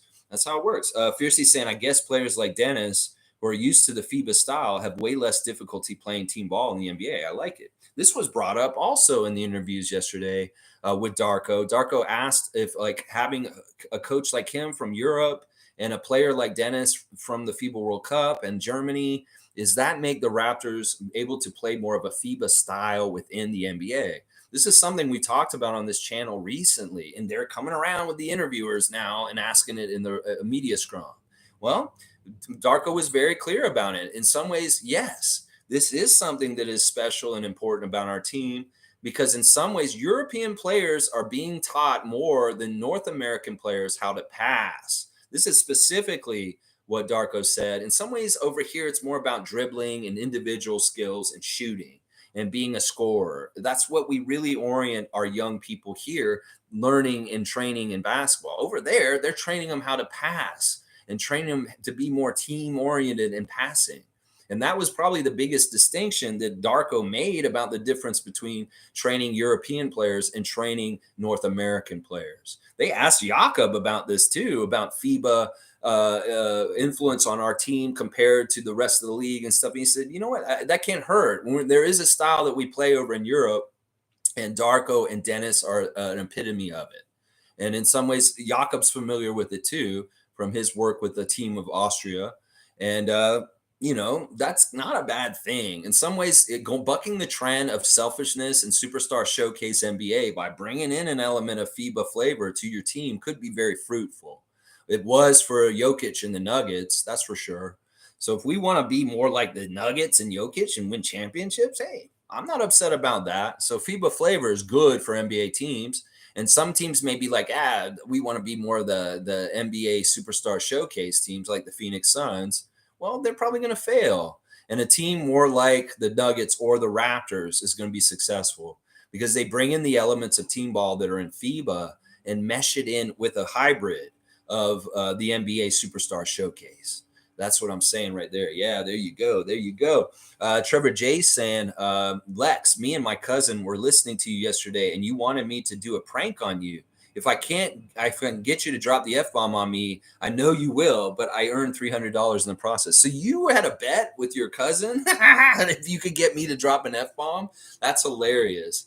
Oh my gosh. All right. Just that was one time. You kind of realize my credibility is at stake, Trevor. And in some ways, don't mess around with that. Like, say something like really that would piss me off, but not like a fake trade rumor. Because in some ways, I want to keep my integrity intact. And I know that you feed me a lot of information through the Facebook group and the chat we have. And just please give it the highest quality. On there, I can suss it out. But if you bring it in here, I'm like, but this was for a bet. Did you get the money? Did I drop the F-bomb? Did I get the money? Did you get the money? Shaq Lindsay saying, I would love to take a chance on Kai Jones now that he's waived. Low cost, high reward. Well, do we need Kai Jones if we have the other Charlotte Hornet guy that was built like him? And he's a little bit further along and maybe like more intelligent and smart and down to earth, named Jalen McDaniels. He was the other interview yesterday, and I'm very impressed with this kid. This guy's, once again, another very ultimate professional. He's very, very good in the questions yesterday, and he has a high aptitude, and it makes total sense why Jalen McDaniels looked like he seamlessly, naturally fit with the Raptors in his preseason debut with us. The dude's very smart, and he's working on a high level. And with his body and type, we don't need Kai Jones. Once again, you're just adding duplicity to something that we already have, and we have the better version. and that's Jalen McDaniels. In some ways, they're the same player. So MSJ saying at Stargate, yes, I know it's all so silly. I just think that Embiid just doesn't have it as a leader to ever win a championship, and add Harden. But it's great, as I hate the Sixers most of all. To me, that's part of the problem is the Sixers do not realize that you are limited by Joel. Like, seriously, he may have won MVP last year, but did he really deserve it? In some ways, they gave it to him because they felt sorry for him. Seriously. Like, in some ways, they were like, we can't give it to Jokic 3 years in a row. Where would we put him in the echelon of the overall NBA history if he's a 3-time MVP 3 years in a row? They couldn't do that. So in some ways, they were kind of like, well, all right, let's just throw a bone to Joel. In some ways, he has not proven jack shit in the playoffs. And this is exactly right. In some ways, we are saving y'all like misery and getting to the place where you think you're going to get somewhere, and then you have everything just fall apart right near when you're going to get there. Some ways, I'm telling you right now, this is like, I know we're Raptors fans, and we shouldn't be trying to help y'all, but this is serious. I'm being very truthful and serious right now. Joel won't get you to the cup. He has limitations. And y'all, seriously, some of y'all in y'all's nation know that I'm right, and y'all been saying it too, that he won't get you there. And in some ways, you need to move him before he screws y'all over and he goes to New York or Miami. He's going to do this to y'all. He's not going to stay with y'all long term. You know that. He's not. He's doing lip service right now. I'm cool with Nick, but he really isn't on the down low. You don't forget the trauma of Kawhi Leonard's 4-bounce shot. You saw the glee on Nick's face when he did the Patrick Beverley podcast, and he mentioned that 4-bounce shot and the trauma that the Philadelphia host with Patrick Beverley had in that interview. Nick still loves that. He tortured Joel, and he sullied James Harden's name in Hungary at the coaches' summit in Hungary. He straight up made fun of James in front of a room, a bunch of Hungarian coaches. And they laughed about him. James Harden. James saw that shit. He will never play for Nick Nurse. And that's part of the reason why he's like, Daryl Morey, you need to trade me right now. Because he hates Nick Nurse. Nick Nurse has publicly made fun of him in another country. And it's on the internet. You can go find it. You can go find that shit. And you'll see I'm exactly right. So I'm just saying, you need to trade Joel before he screws y'all over. Seriously, forget about the Maxey stuff I said. Build around Maxey. Fine, keep Maxey. But Joel, he needs to go. And if y'all don't do it, you're going to have more of this extended process of misery.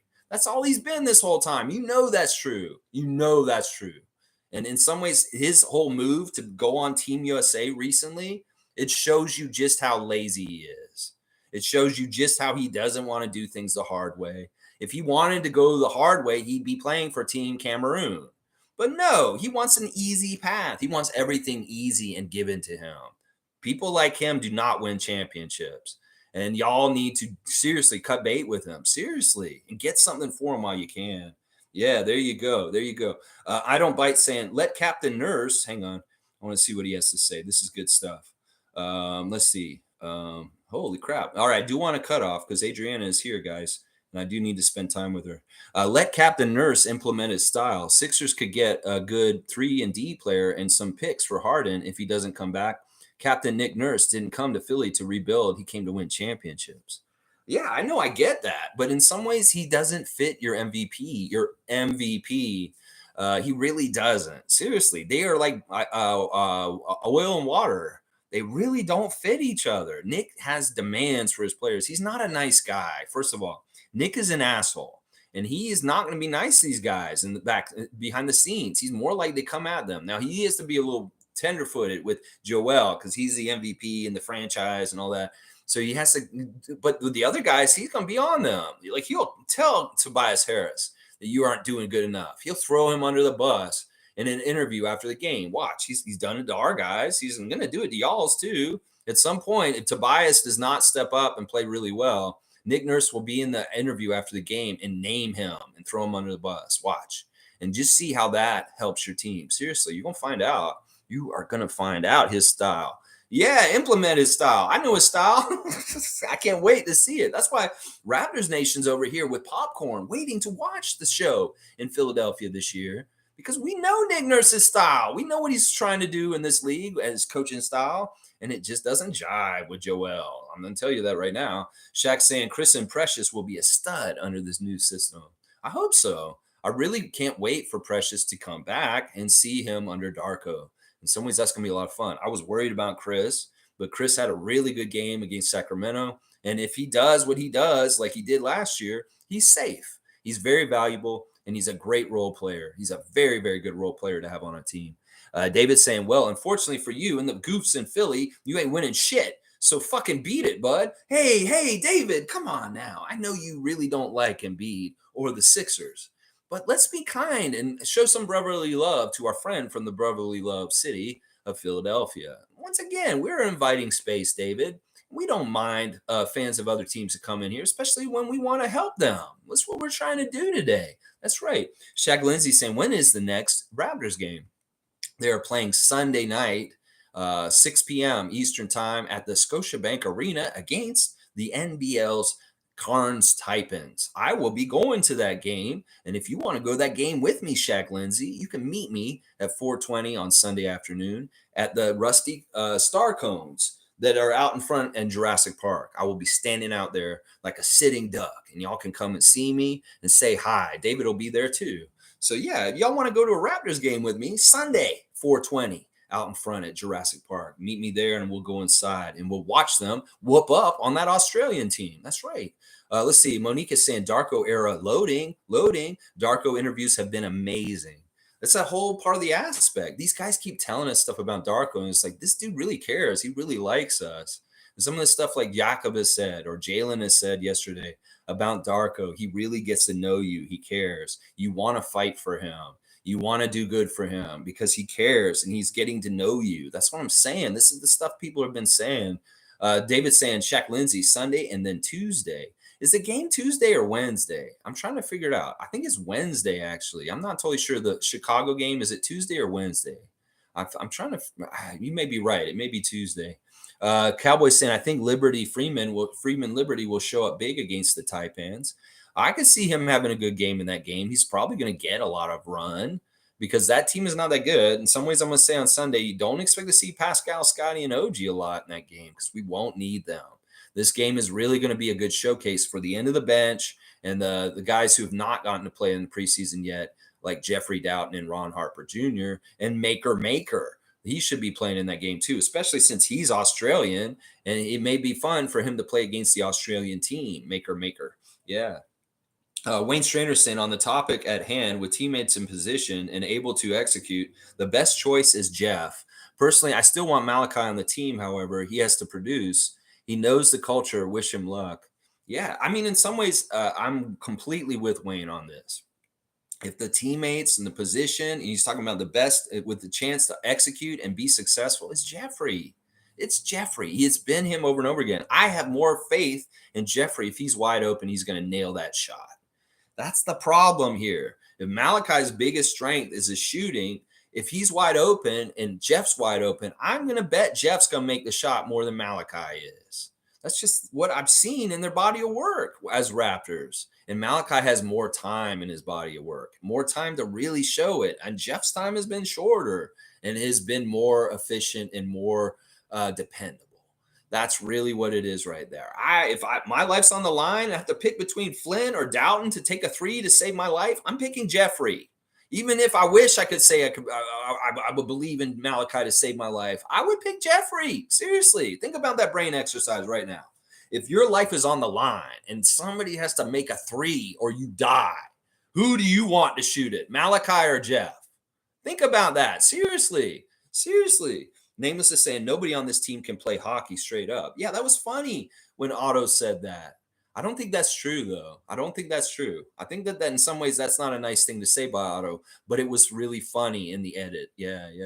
Yes, Nameless is saying stupid effing game. Hockey, the only sport in the world where their way better team can lose to an inferior team 5-1 on any given night. In some ways, there is a lot of luck to hockey. I'm not a very much of a hockey expert. I do know a bit about it. I have been to a lot of Leaf games because I worked a lot of Leaf games. But in some ways, like, I don't really understand it enough to be critical of it. And in some ways, I don't want to hate on it. I know you've hated on it quite a bit, Nameless, and I don't mind you doing that. In the past, I very much hated on hockey a lot, but I don't anymore. In some ways, I like the sport, and I think it's important to the culture of Canada. But in some ways, I don't like it hurting my team. That's one thing I don't like. No, I don't. Cool Cat saying, and we know Pascal's mid-range shot is money, and Scottie can shoot from the mid-range too. Yeah, these guys are going to shoot way, way better from the mid-range. It's so funny. Samson Folk has written this crazy essay about Scottie Barnes and his usage and pick and rolls and situations. And now he's come out with a video on it. Thanks, Tom, for sharing it. In some ways, the ultimate point that's come to is really something I've been saying all along. The Scottie belongs in the low post. If you look at the beginning of the Sacramento game and you see how he backed people down, how he shoots over people with their hands in their face, and how nobody can stop him. He's one of the best low post players in the league right now. And he needs to go there more. He shouldn't be on the outside trying to shoot from outside all the time. We need to get him close. If he shoots real close in the low post or he's in the mid range, he's higher percentage shots. That's the philosophy of Darko. Take the higher percentage shots, get Scott in the paint, back that little baby down, and put that ball up over them. Yeah, that's what we want to see more of. Scottie in the post playing like Kawhi, overpowering people and shooting over them because he can do it. He'll make them all the time. Seriously, he's a gimme on that. And this is so true. Cool Cat saying Siakam's bag.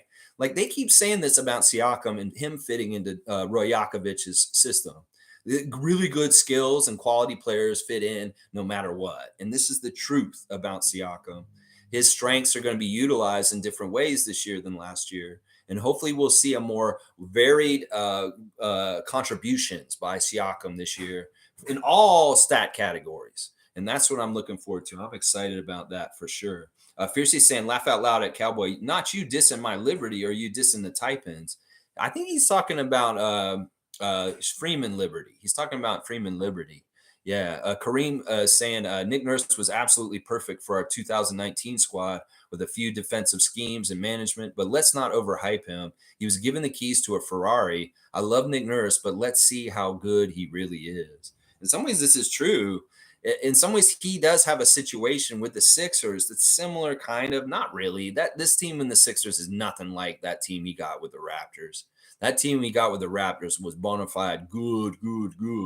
And I won't say the Sixers are like them. They don't have no Marc Gasol, Serge Ibaka, Kyle Lowry, Norman Powell, OG Anunoby, Chris Boucher, Pascal Siakam, Fred VanVleet kind of contingency. That's a crazy ass team that Nick got in his rookie year. So no wonder he won the championship his first year as a coach. That's the thing. In some ways, it's true. The Sixers are more in that older veteran bracket with their team than our team is now on our Raptors, more like the championship Raptors.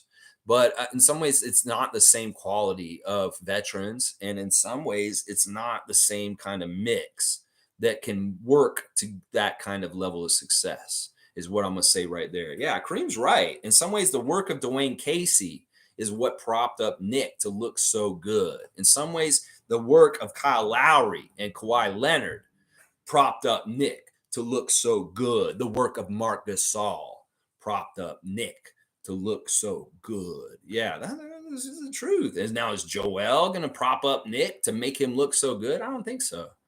He's lazy. He takes the easy route. Yeah.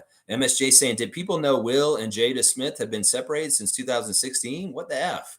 I had heard this before and I'd forgotten about it conveniently. Some people have said, well, they have an open marriage. That was what was going on. Everybody's saying, oh, why did Chris Rock get slapped like that if it's been like this with them for a while? In some ways, it's silly. This is kind of not really news I like talking about here. It's not really worth it. But yeah, I kind of knew this because they had already been talking about how they were in open marriage a while back. And they seemed distant, and there were rumblings about this, but she just straight up said in an interview recently. But I think this was kind of on the down low known. Like fans of them knew this for a long time ago. It's just now the general public knows it more too. And it does make that slap look totally different. That's for sure. In some ways, Will may have some anger about them being separated, and he worked it out on Chris Rock's face. How about that? Yeah. Cowboys saying none of this above Fiercey, JFL and the Raptors. Yeah. Not the Liberty of New York, the Javon Freeman-Liberty. That's who we're talking about here. Fiercey saying Embiid equals MVPP. like in the toilet, is what Fiercey just said. You're getting a dunk for a very creative way, even though it's childish, of putting down Joel. That's very creative. I like that. Let's see. Fiercey's also saying that was my immature moment of the day. I love it. It's honestly is great. I don't, we're not above this kind of stuff. Seriously. Oh, Cowboy, you want the alley oop, so you want the assist on that? She was gonna get the dunk anyway. She wouldn't get the dunk just like the turd in the toilet bowl. She got that dunk. Bam! It's a slam dunk. No problem. You don't need to alley oop it to her. That's a straight up dunk without any alley oop. I'm sorry. In some ways, it's a thunder dunk, like a Daryl Dawkins chocolate thunder dunk. Flush it down. That's right. Kareem saying at MSJ, M.A. Adoka and Jada Pinkett fucked over two really nice people. It's time for Will and Nia Long to get together. I need that Fresh Prince relationship to come to fruition. This is amazing. Kareem Thomas has just written a script in life from the fake show Fresh Prince of Bel-Air to come to fruition. This is so true. This would be amazing if Will Smith and Nia Long were together. But unfortunately, I think Will is hung up on Jada, and he can't get out of it, man. She's got some sort of magic over him. And in some ways, she's crazy and she's mean. She's not a very nice person. And in some ways, he is like under her spell. And it's just too bad. It's just how it is. Well, I like your idea. Will it happen? Probably not. Probably not. Fiercely saying, I guess the approach of the question was weird, implying if it would be career ending. That was kind of bold, in my opinion. Well, they don't know. I guess that is, that is kind of disheartening and maybe like the worst possible like outcome for Koloko and them kind of saying that, but they don't know. We don't know. This could be that serious. And that's why in some ways when Darko didn't say, oh, it's not that bad, we can't, he said, no, we have to be vague about it. That's why I'm worried about it. Because in some ways they brought us a level of severity with Koloko's issue and he didn't downplay it and say, oh, no, it's nothing like that. He's going to be back in like a month. No, he didn't say that. And that's why I'm worried about this. So in some ways, that interview question, even if it was uncomfortable and maybe like, is this career ending? That's cold and that's tough. But they're feeling him out for real on this because we're wondering it too. And I hate it. I hate it so much. Just get better, Christian, and get back out there, please. Please. Monique is saying Chris Boucher awarded another scholarship to a great fan last night. Keep up the great work, Chris. All right. On that note, let's do our Raptors Instagram check. With Chris Boucher. First of all, I've got Lloyd on the court. Scottie Barnes, good friend. Lloyd, who plays 2K with him, he's on the court on his Instagram, making some moves in real life. And Lloyd, I got to tell you, you got some moves out there and you got a nice shot. So big props to Lloyd. What about Lloyd on the court?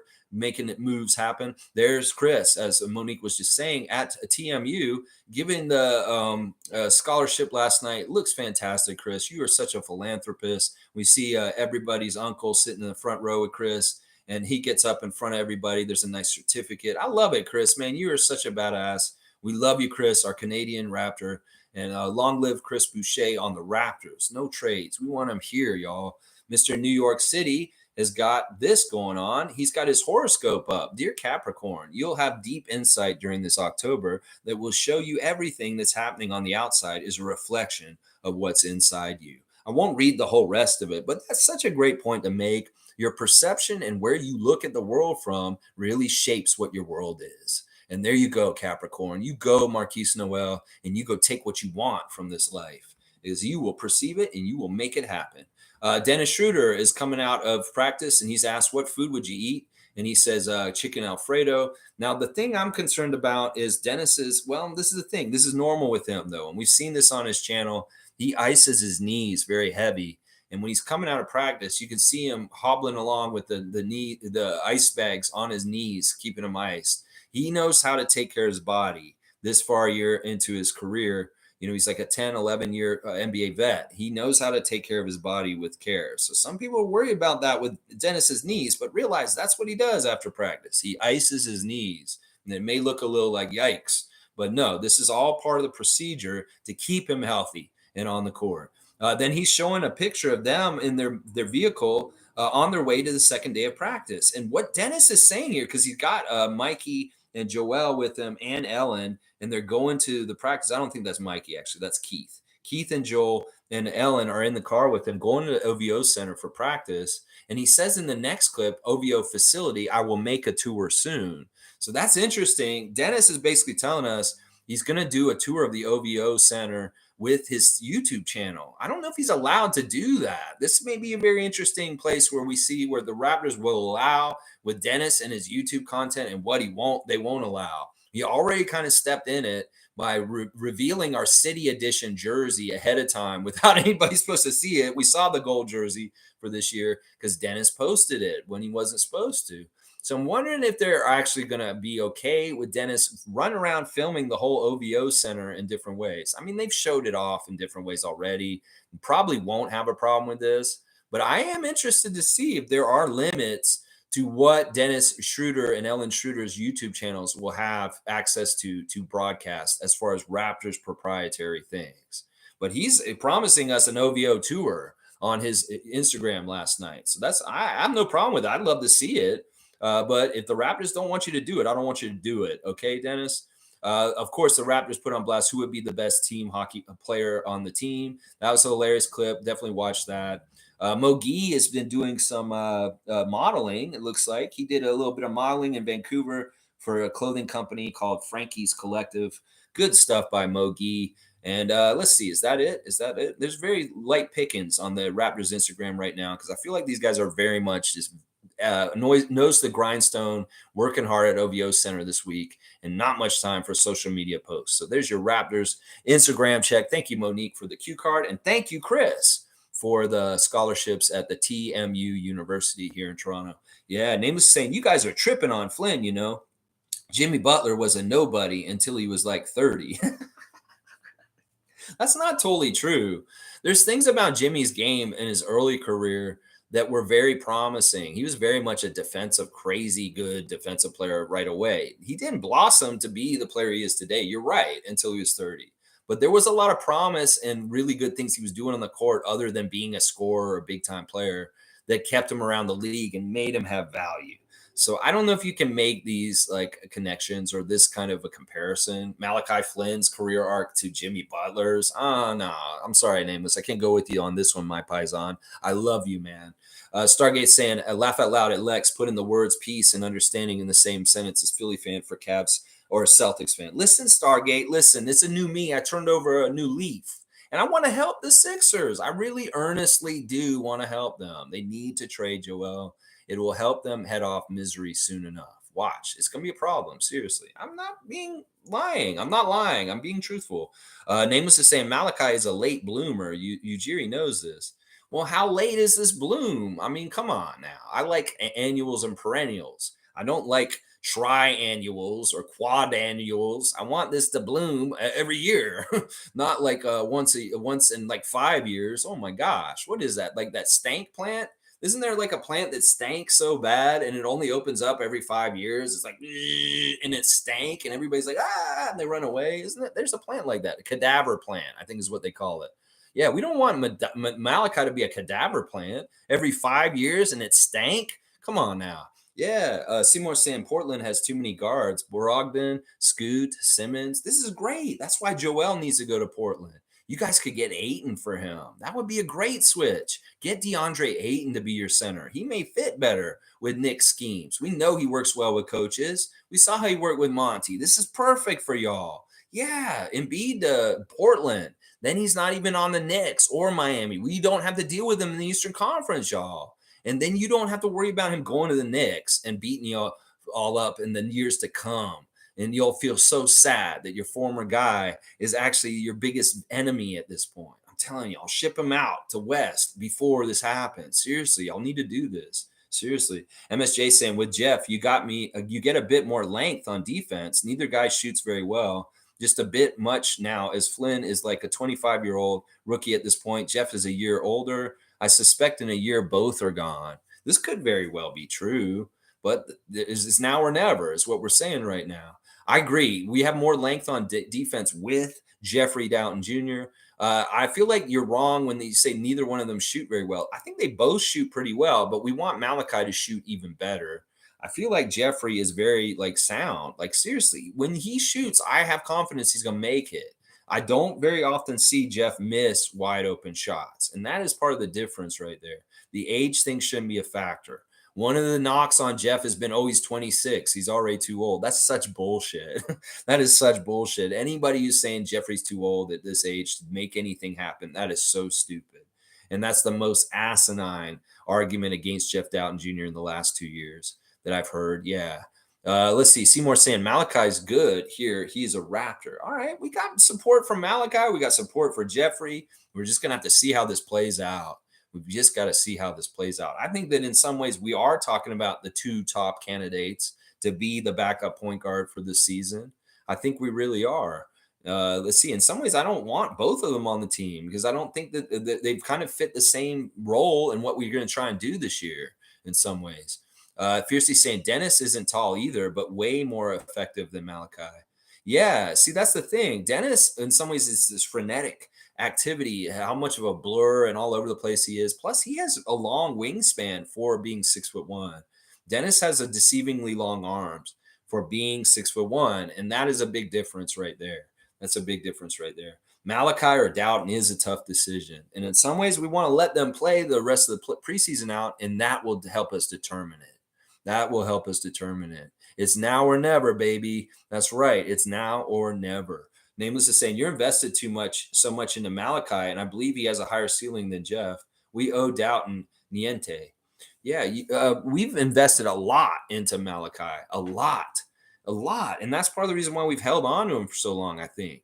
In some ways, I would have, like I said, I would have cut him 2 summers ago for what he had done in his career after 2 years. Seriously, I would have cut him 2 years ago. We talked about this on this channel. It seems like every summer we come around to this is like, why the fuck is Malachi on this team still? Is kind of where we get to. Seriously. And I do believe we owe Jeffrey Dowtin the chance to try and do this still. I don't think he's gotten a full chance like Malachi has. That's the thing. That's another part of this argument. Malachi's gotten chances. He's gotten the opportunities. Jeffrey has barely gotten any chances. And he's worked really hard in some ways. Kareem saying Dowtin over Flynn. Dowtin is a great facilitator and a fucking pest on defense. I never seen a point guard in my life fight off so many screens. In some ways, Dowtin is more like Schröder. In some ways, that's what I'm saying. In some ways, he's more like Schröder than Malachi is like Schröder. And if you want to have similar looks with your point guard and your backup point guard, then Dowtin's more like Schröder, is what I will say on this. Seriously, Dowtin is a great facilitator. He was a big part of anything successful on the 905 last year. Anything we did good on the 905, Jeffrey had a hand in it. Trust me, whether it was him scoring or him setting somebody up. And he got a chance to do a lot more of that kind of stuff down there. And in some ways, I saw the complete game of Jeffrey in 905 that I know he can do on the Raptors also. Yeah. Seymour thinks it's interesting. Interesting. Seymour saying, I got to see Kai going to the Spurs. You could see Kai going to the Spurs and changing his hair color like Wemby and Sohan. I don't know where Kai Jones will end up. Once again, the thing that's most important for him right now is to get help, bro. Seriously, forget about your NBA career. Forget about being the GOAT. You need to go talk to someone and see what's going on with you, man. Seriously. Let's see. Cowboys saying Javon Freeman-Liberty just might steal Flynn's spot. See, y'all keep saying he's a point guard, but I don't see him as a point guard. I see him in the same lineup behind Gary Trent. It's like Gary Trent, Grady Dick, Javon Freeman-Liberty, something like that. You know, it's kind of like that's the positional chart for that position. He's more like a shooting guard, small forward is Javon Freeman-Liberty to me. So I don't see him as a straight up point guard. And that's why I'm not including him in this debate for today's think tank, is that I don't see Freeman-Liberty as a point guard. I know that you guys have said this at times and said, oh yeah, he's a point guard, but I don't see it. He plays like a slasher. He plays like a Lou Williams. Lou Williams technically could be a point guard at sometimes, but Javon Freeman-Liberty is really like a Lou Williams, like a Gary Trent, scorer, slasher, shooter kind of guy coming off the bench. He's going to fill up the hoop. He's not going to look for other guys more often. He's going to take the shots. Is that, yeah. Fiercely saying, this is sad in reference to Kai Jones. Mental illness is damaging. I know, and it's really sad when it's so public and people are making fun of him and really not showing an empathy for him in the way that they should. You know, in some ways, it is messed up. Some ways I worry about these young NBA players not having good people around them to help them or take care of them. Where are your people that are helping you, Kai Jones? It's just like the same question I was asking about Ja Morant last year. Where are your handlers? Where are your agents? Where are your managers? Where are your parents? Where are your people or your family around you to help you and to kind of be real with you? These guys need this. If they're just unchecked and they're just on their own, they have nobody checking them with their ego and saying, no, you can't do that, like Ibrahim does for Chris Boucher, then they're in trouble. In some ways, Kai Jones is signaling he has nobody helping him with what's going on right now. Yeah, Seymour saying Kai leaving is just like us losing Champagne or Banton, no big deal. In some ways, I say it's bigger because Charlotte needs the help bad. They really need the help, and he's a better player than those two guys. He is. He's better than Banton and Champagne. He is. He's like I'm telling you, he's like a Jalen McDaniels level. He could be like their starter. He could be their starting power forward this season. And this is how much they don't value him, and they need him. They're going to waive him because of this issue. In some ways, that's bad look on you, Hornets, that you can't like help him mentally. I mean, I know he doesn't want to play for y'all now, and you're just like, well, you're a headache. We'll just waive you. But in some ways, maybe you should be helping him and trying to resuscitate his career with y'all instead of just waiving him and getting rid of him. Because y'all need him. Seriously, Hornets. Y'all need his talent. And in some ways, you're losing a great draft pick and player, even though he has problems right now. So I don't know. I don't totally agree with them waiving him. In some ways, they may need to try and damage control because Charlotte, you suck. And you might need Kai Jones. Seriously. Stargate saying, speaking of Orlando, Markelle Fultz, as a basketball fan, you can't help but feel happy for that young man. He went through it. He's been playing really well since last year. I agree. I had him on my fantasy team for a while last season, and he was fantastic. And, his career arc coming from being a Philadelphia process, high draft pick bust that they gave up on and sent away too early. That's that. In some ways, that's part of the fallacy of like rebuilding and giving up on guys too early. Well, maybe that is something with Malachi that would make an argument for keeping him as an example like Markelle Fultz. But in some ways, where was Malachi drafted and where was Fultz drafted? He was drafted really high, Markelle Fultz. So, but yeah, I'm happy to see Fultz get some success with Orlando, but I don't want that team to win. I don't want them to be good. Cowboys saying, whatever happens, I will trust Darko's decision. Yeah, Darko, Bobby, Masai, Teresa Resch, that whole contingency of the brain trust of the Raptors going to have to make some tough training camp cut decisions. That's right. Cowboys saying off topic, but I picked 4 pounds of peppers yesterday. Let's grow, and still got a lot more to pick. This is amazing and awesome, Cowboy. Wow. I'm really excited about growing peppers in the future, and I will be looking to hear your expertise on how to do it correctly. I really do need that help, Cowboy, and I'm going to be all about being your student soon. I am, because I'm going to be growing stuff too, and I want to know how you do it to get 4 pounds of pickled peppers from the Pickle Pepper Pine pick. How many peppers did Canadian Cowboy pick? That's right, 4 pounds. That's what he did. Yeah, that's right. Infamous is saying, salute, freaks. Morning led the problem. The problem with Dowtin that I notice is that he plays with nervous energy. I don't know if anybody had picked up on that. I don't call it nervous. He does have a feeling of skittishness to the way he plays, but it's really, I think it's not that he's nervous. He has a really deceiving, weird, quick first step. And in some ways, he uses his kind of disheveled, weird rhythm to his body. Even though it's a body rhythm that looks skittish or nervous, it's actually very intentional. Jeffrey has a weird move where he kind of fakes people and maybe he misdirects them with that skittish energy. I don't read him as it being like he's nervous or he doesn't know what he's doing. I read it as him being shaky to kind of throw people off. And it's how he initiates his first quick step. So it's kind of that's more the action to me. It's not because he's not confident. It's not because he's nervous or scared. It's because he has kind of a herky-jerkiness to him that he uses to have a quick first step. Coolcat saying, instead of waiving him, they should have tested his mental state and then see what treatment would help him. I agree with this. But he kind of stepped in it by saying, I want to be traded. Like he said that. And in some ways, it was like, you know what? Let's not even worry about you. I mean, they maybe could have facilitated a trade, but everybody can see where he's at. So it's kind of like he doesn't have any trade value also. It will be interesting to see if somebody picks him up. It will be. And hopefully that new organization will help him better than the Hornets did.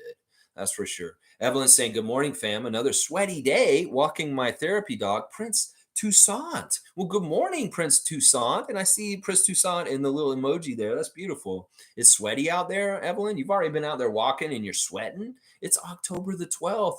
The weather has all been shifted a month or so after. Have you noticed this? It's like spring starts later, summer goes later into fall. Fall and winters are delayed. Everything's like a month pushed back at this point in our weather season system.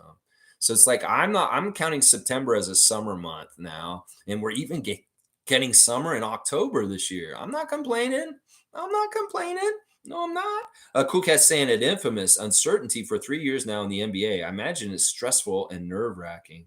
Yeah, imagine Nick Nurse blew up his Raptors job just to be in a worse dumpster fire next door. I know. In some ways, this is the epitome. I know they did the 60 minutes on Clutch and Rich Paul this weekend, touting how Rich Paul is a success story and all this. But honestly, in some ways, I could say, sure, he was successful with Fred this summer. Really, really good job representing Fred, obviously, but not with Nick. In some ways, y'all, like, I don't know if you guys had anything to do with the problems with Nick starting here. Maybe it was Daryl Morey. In some ways, we may need to blame Daryl Morey, as some of y'all have intimated that Daryl Morey may have done some tampering with Nick at some point, joking around. Oh, you should come and coach my team in Philly at some point. He did say that to Nick while he was very much in good graces with our team and fine.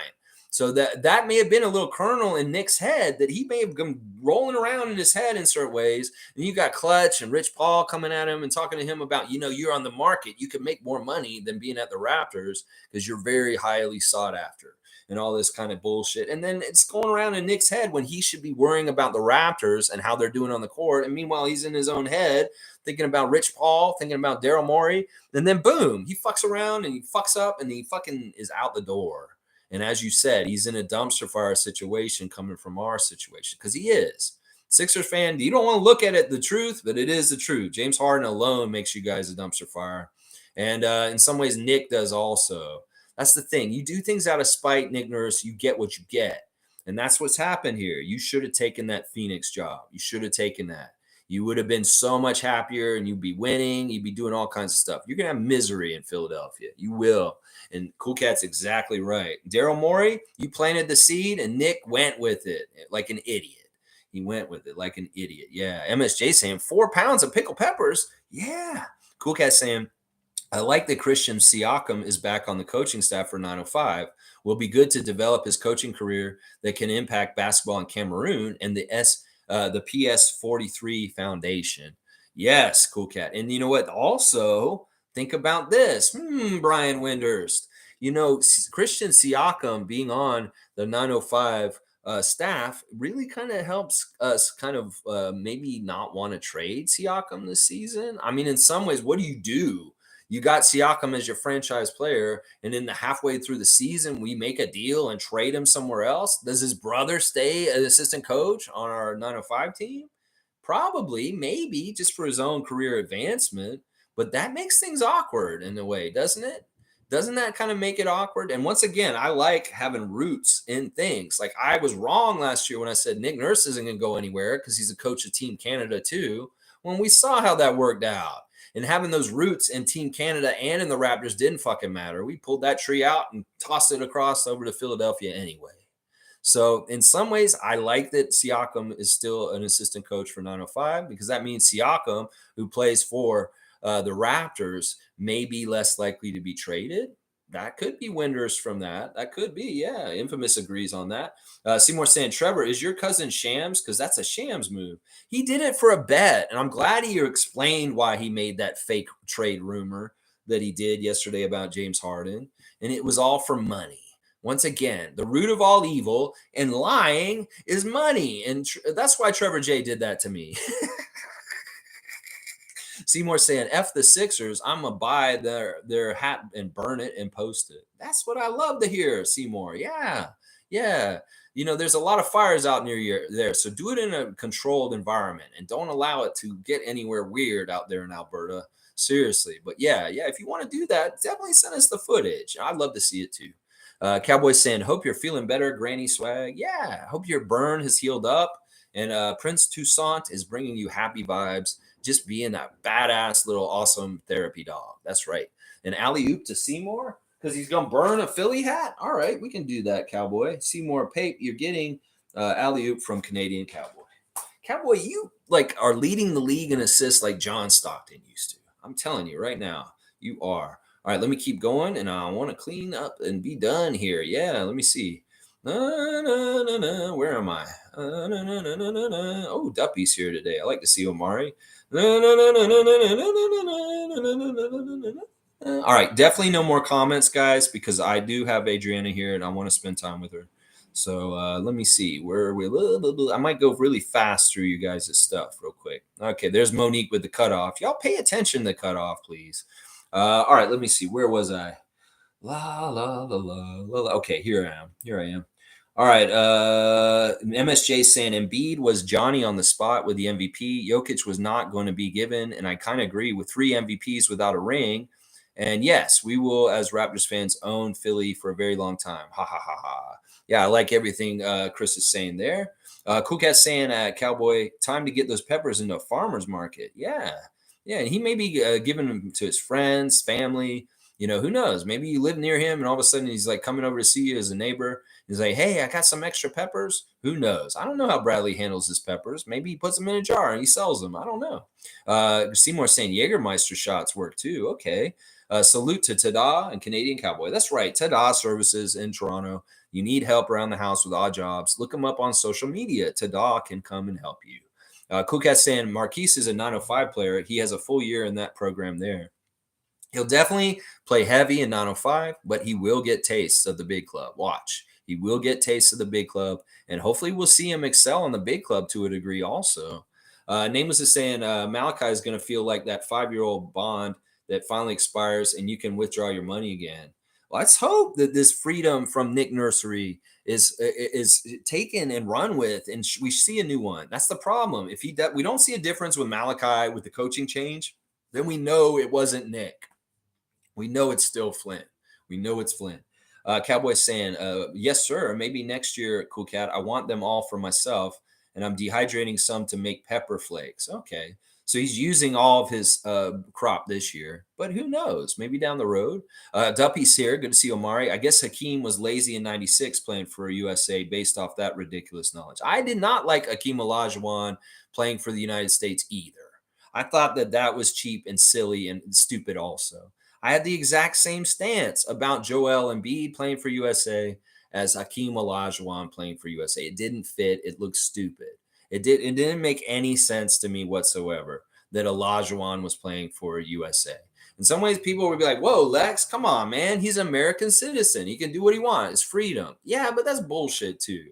And I also understand part of the reason why with Olajuwon is that he didn't have a team from Nigeria to play for that would have been on that kind of level. So in some ways, if you want to play Olympic competition, he had to go play for USA. So in some ways, it's different.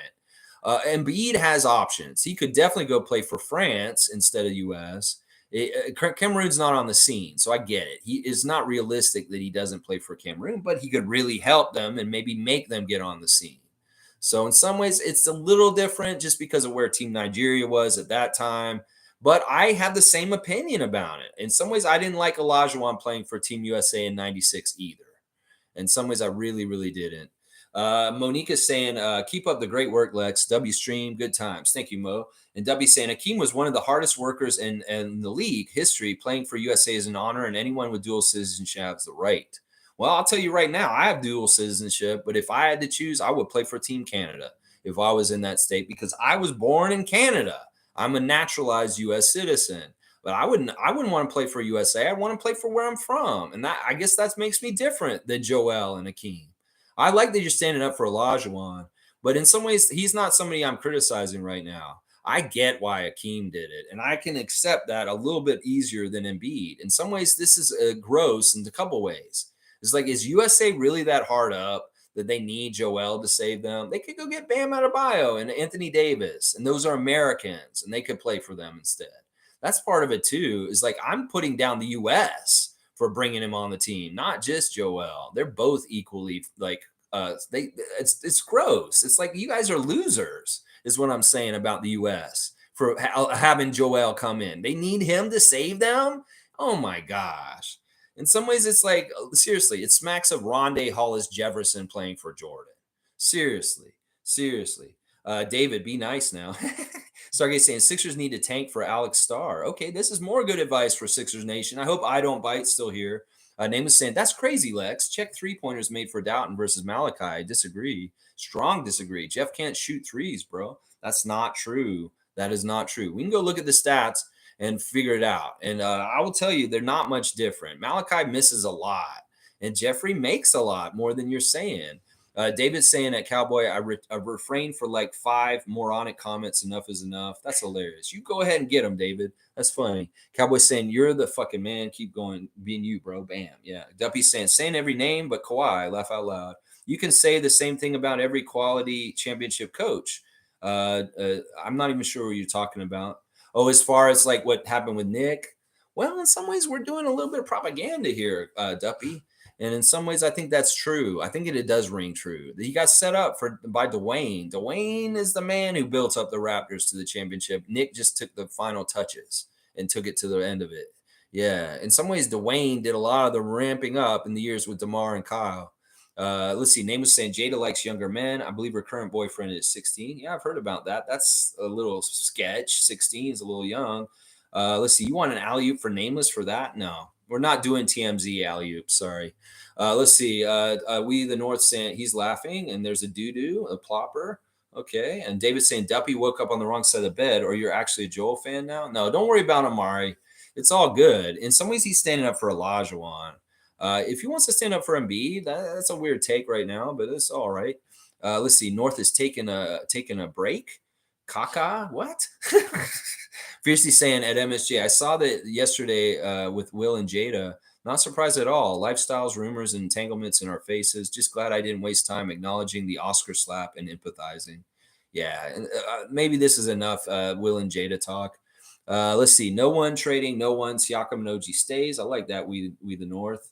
You can't better players around Scottie Barnes than all NBA Pascal and all NBA defensive player OG Anunoby. You can't have better players around. I agree with you. We the North. I like you, man. You're a great robot. Stargate saying we all know who Jada's one true love was and will always be. Keep your head up, Jada. Tupac. Yeah, I knew that. Fiercely saying infamous. You're right. Dowtin seems nervous or rather cautious while playing, as opposed to Malachi, who shows more confidence but yet executes poorly.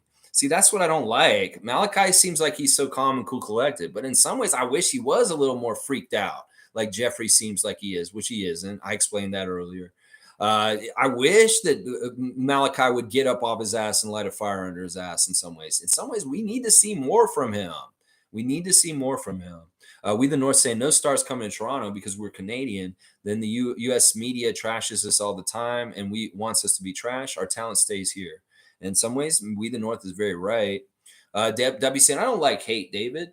Oh, shit. Yeah, it's all good, guys. In some ways, there's an all right room for us to disagree on things. It's all good.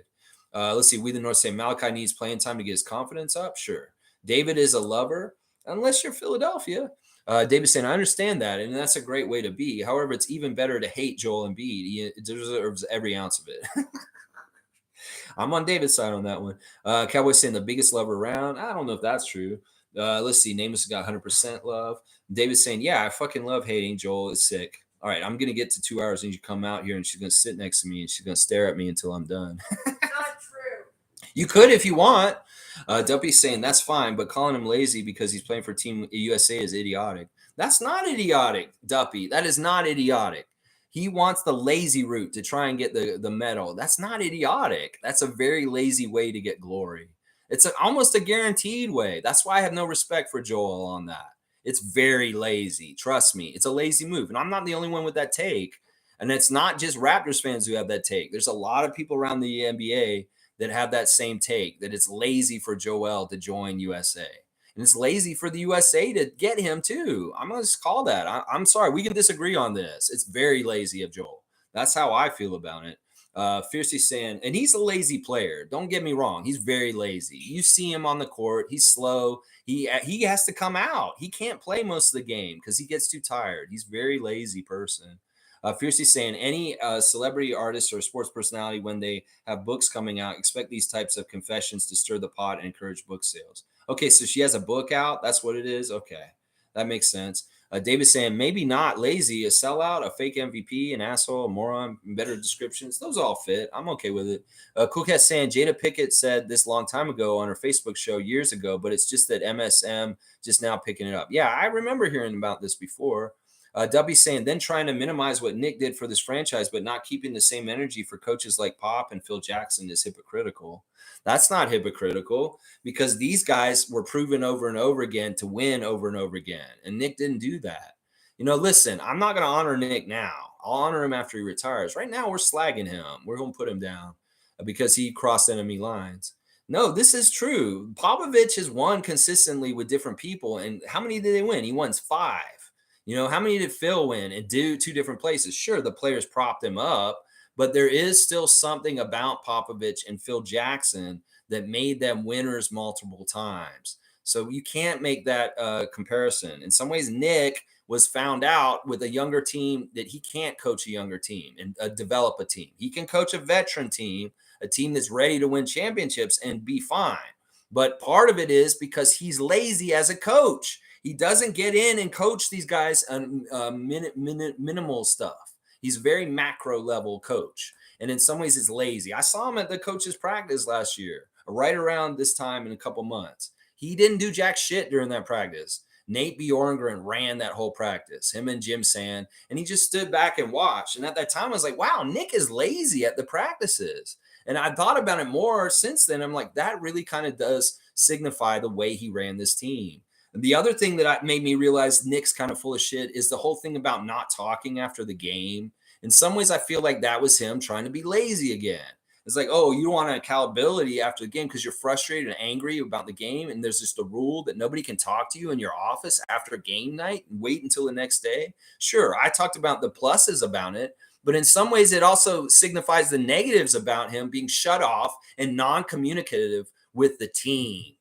So I'm going to go with this line, and you may disagree with me, Omari, and you want to put honor on Nick's name, but we're not doing that yet. No, we're not. Not me, at least. You can do it, sure, right. But in some ways, I feel like I'm right in some ways, and you can disagree with me. It's fine. It's fine. Cool Cat saying Chris Rock was asking out Jada as he knew Jada and Will were separated. So Chris dissing Jada at the show was revenge for being turned down. That's interesting intel. That could make sense. That could see it. Cowboys saying he should play for his country. He's lazy, bro. Well, I love what Victor said. We don't need him on France, but I feel sorry for Cameroon in some ways. Duppy's saying both those coaches inherited the best players to ever play. You know what? Listen, the difference between Doug Collins and Phil Jackson was very pronounced, and things changed. Doug Collins could not do things with Michael Jordan, that team. And in some ways, that's not an accurate assumption to what happened with Phil Jackson and the Bulls around 1990. That is not a fair assumption. That he really was that coach in the triangle offense with Tex Winter and Jim Clemens, and those guys were a big part of the reason why Michael Jordan, Scottie Pippen, Horace Grant, Bill Cartwright, John Paxson, and them won 3 championships in a row. I'm sorry, this is not equivalence. You can't do equivalence to Nick to Phil Jackson and the Bulls in the 90s. You just can't. And Popovich, yeah, sure. He jumped in that spot after Bob Hill when they got like Tim Duncan, and he was kind of being an opportunist, but you don't have this longevity of how long he's been the head coach of the Spurs if you are like Nick Nurse. I'm sorry. You see where Nick Nurse got to at some point with his development, and he's out after 5 years.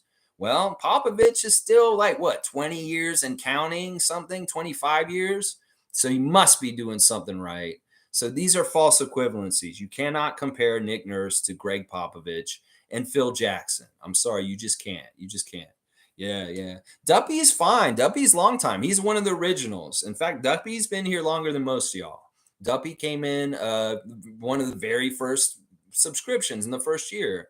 And he's somebody who's frequented the channel when he can. So he's not welcome. He's welcome, but he's been here a while. It's not that you need to welcome him. Yeah. Duppy saying, is Akeem lazy for playing for USA in 96, bro? I don't say, listen, maybe lazy is not the right word, but it doesn't make sense to me. I never thought that was a good move. I thought it looked weird. I have those trading cards in my collection, the 96 Dream Team. I don't even call them a Dream Team, honestly. In some ways, I really think the 92 team is the only Dream Team that ever actually happened. They make up these dream team monikers. There's only one dream team. It was the one that played in Barcelona. Those ones, even the one that came to the World Championship, that was not a dream team with Dumars and Shaq and them. It was not a dream team in '96 either.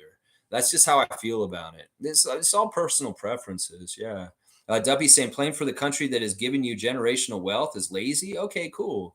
Yeah, I think it is lazy, Joel. I think it is. We can differ on this. In some ways, this isn't a hill to stand on against each other. It really isn't. Can we be okay with having different opinions on this? You can have the same opinion, the opinion you have on Joel on this and Akeem. That's fine. I'm okay with that. But I have my own opinion, and I can say my own opinion. It's free country. Yeah. Cowboys saying, let's go. David saying, I have never said one word about Akeem. I have. And I don't think he is in the same stratosphere as Joel and Bitch.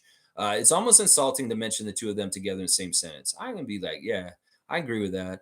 Duppy, don't get mad about this. This is a silly thing to be upset about. Joel Embiid's choice to play for USA is a loser move. I'm sorry. It just is. It just is. Country Con saying, GM Raptor Freaks. Good morning, Raptor Freaks. Sorry. Lex, as Raptor fans, I tried to watch you know who's stream last night. The title made it sound positive, and it was kind of, but the undertones were so dark and depressing, I left. Yeah, that's too bad. That's too bad. I mean, it is what it is. In some ways, the energy is it really does kind of make the content. What's his energy in his life? How is he feeling? Is he feeling positive? Is he like a happy person? That can really shape how it feels. And Name is saying you'll be back, and Dubby saying if you can't see the comparison, why it's accurate one, your comprehension skills need to improve. No and no. Why can't I? All right, listen, I get it. Phil Jackson has been accused of making championships happen by having superstar players around him, like Kobe, Shaq, Michael, Scottie.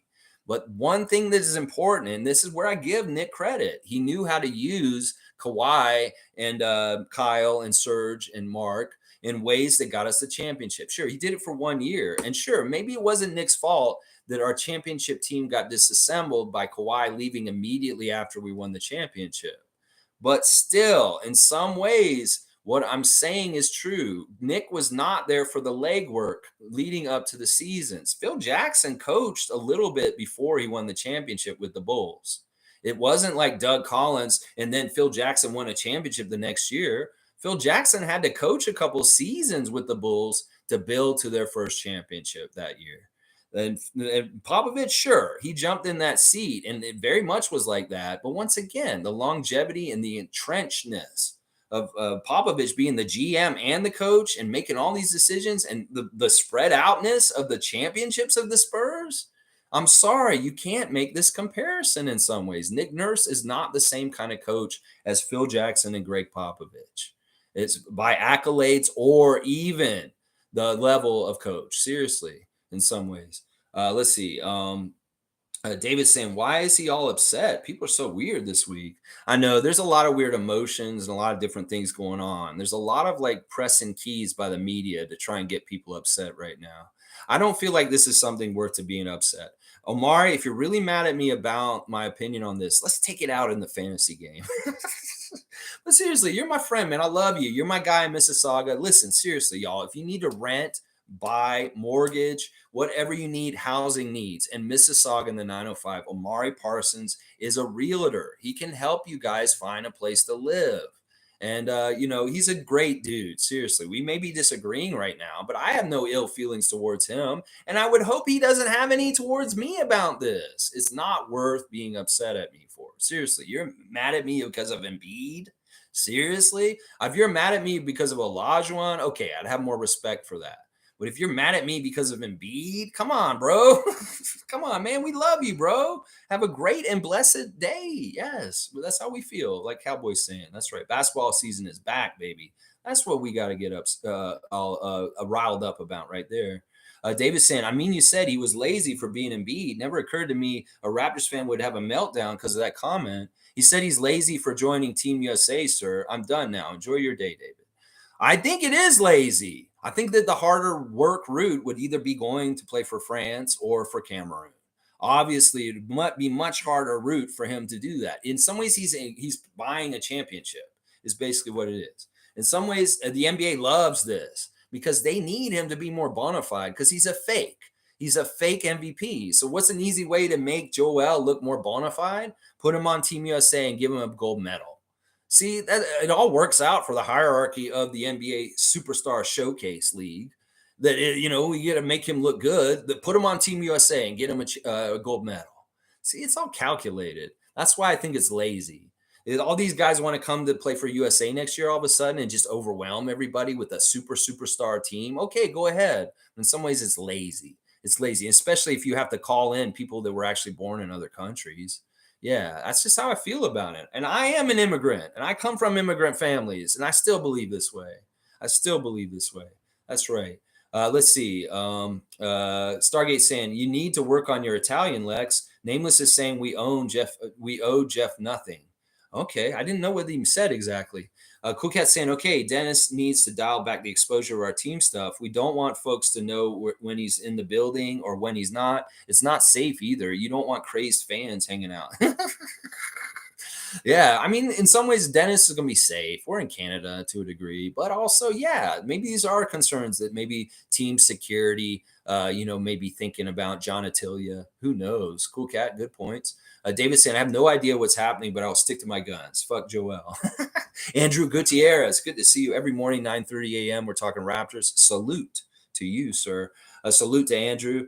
David saying, I don't know, but he kicks ass in fantasy. Nearly won last year. Yeah, Omari's good at fantasy. Maybe he'll take it out on us now. Cookhead saying, Lex, Bloomin' philosophy cracking me up. Yeah, it's funny. Like, I'm talking about the cadaver plant. And, like, what? Don't be the cadaver plant, please, Malachi. Fiercely saying, I'm kind of annoyed at the discussion as we could keep Dowtin, Malachi, and GFL as point guards and let go of Harper. I understand he gets priority on the team. David, got you on the Liberty versus Taipans. Yeah, in some ways, we aren't putting the target on other guys that could possibly be that cut instead. I mean, we could say Thaddeus. We could say Otto. We could say Ron Harper Jr. We could see even Garrett Temple. I don't know who exactly would be safe or not. Maybe it's if Koloko is not okay, maybe he's the one who gets cut in training camp and we keep all the other guys. Who knows? We have to see how it plays out.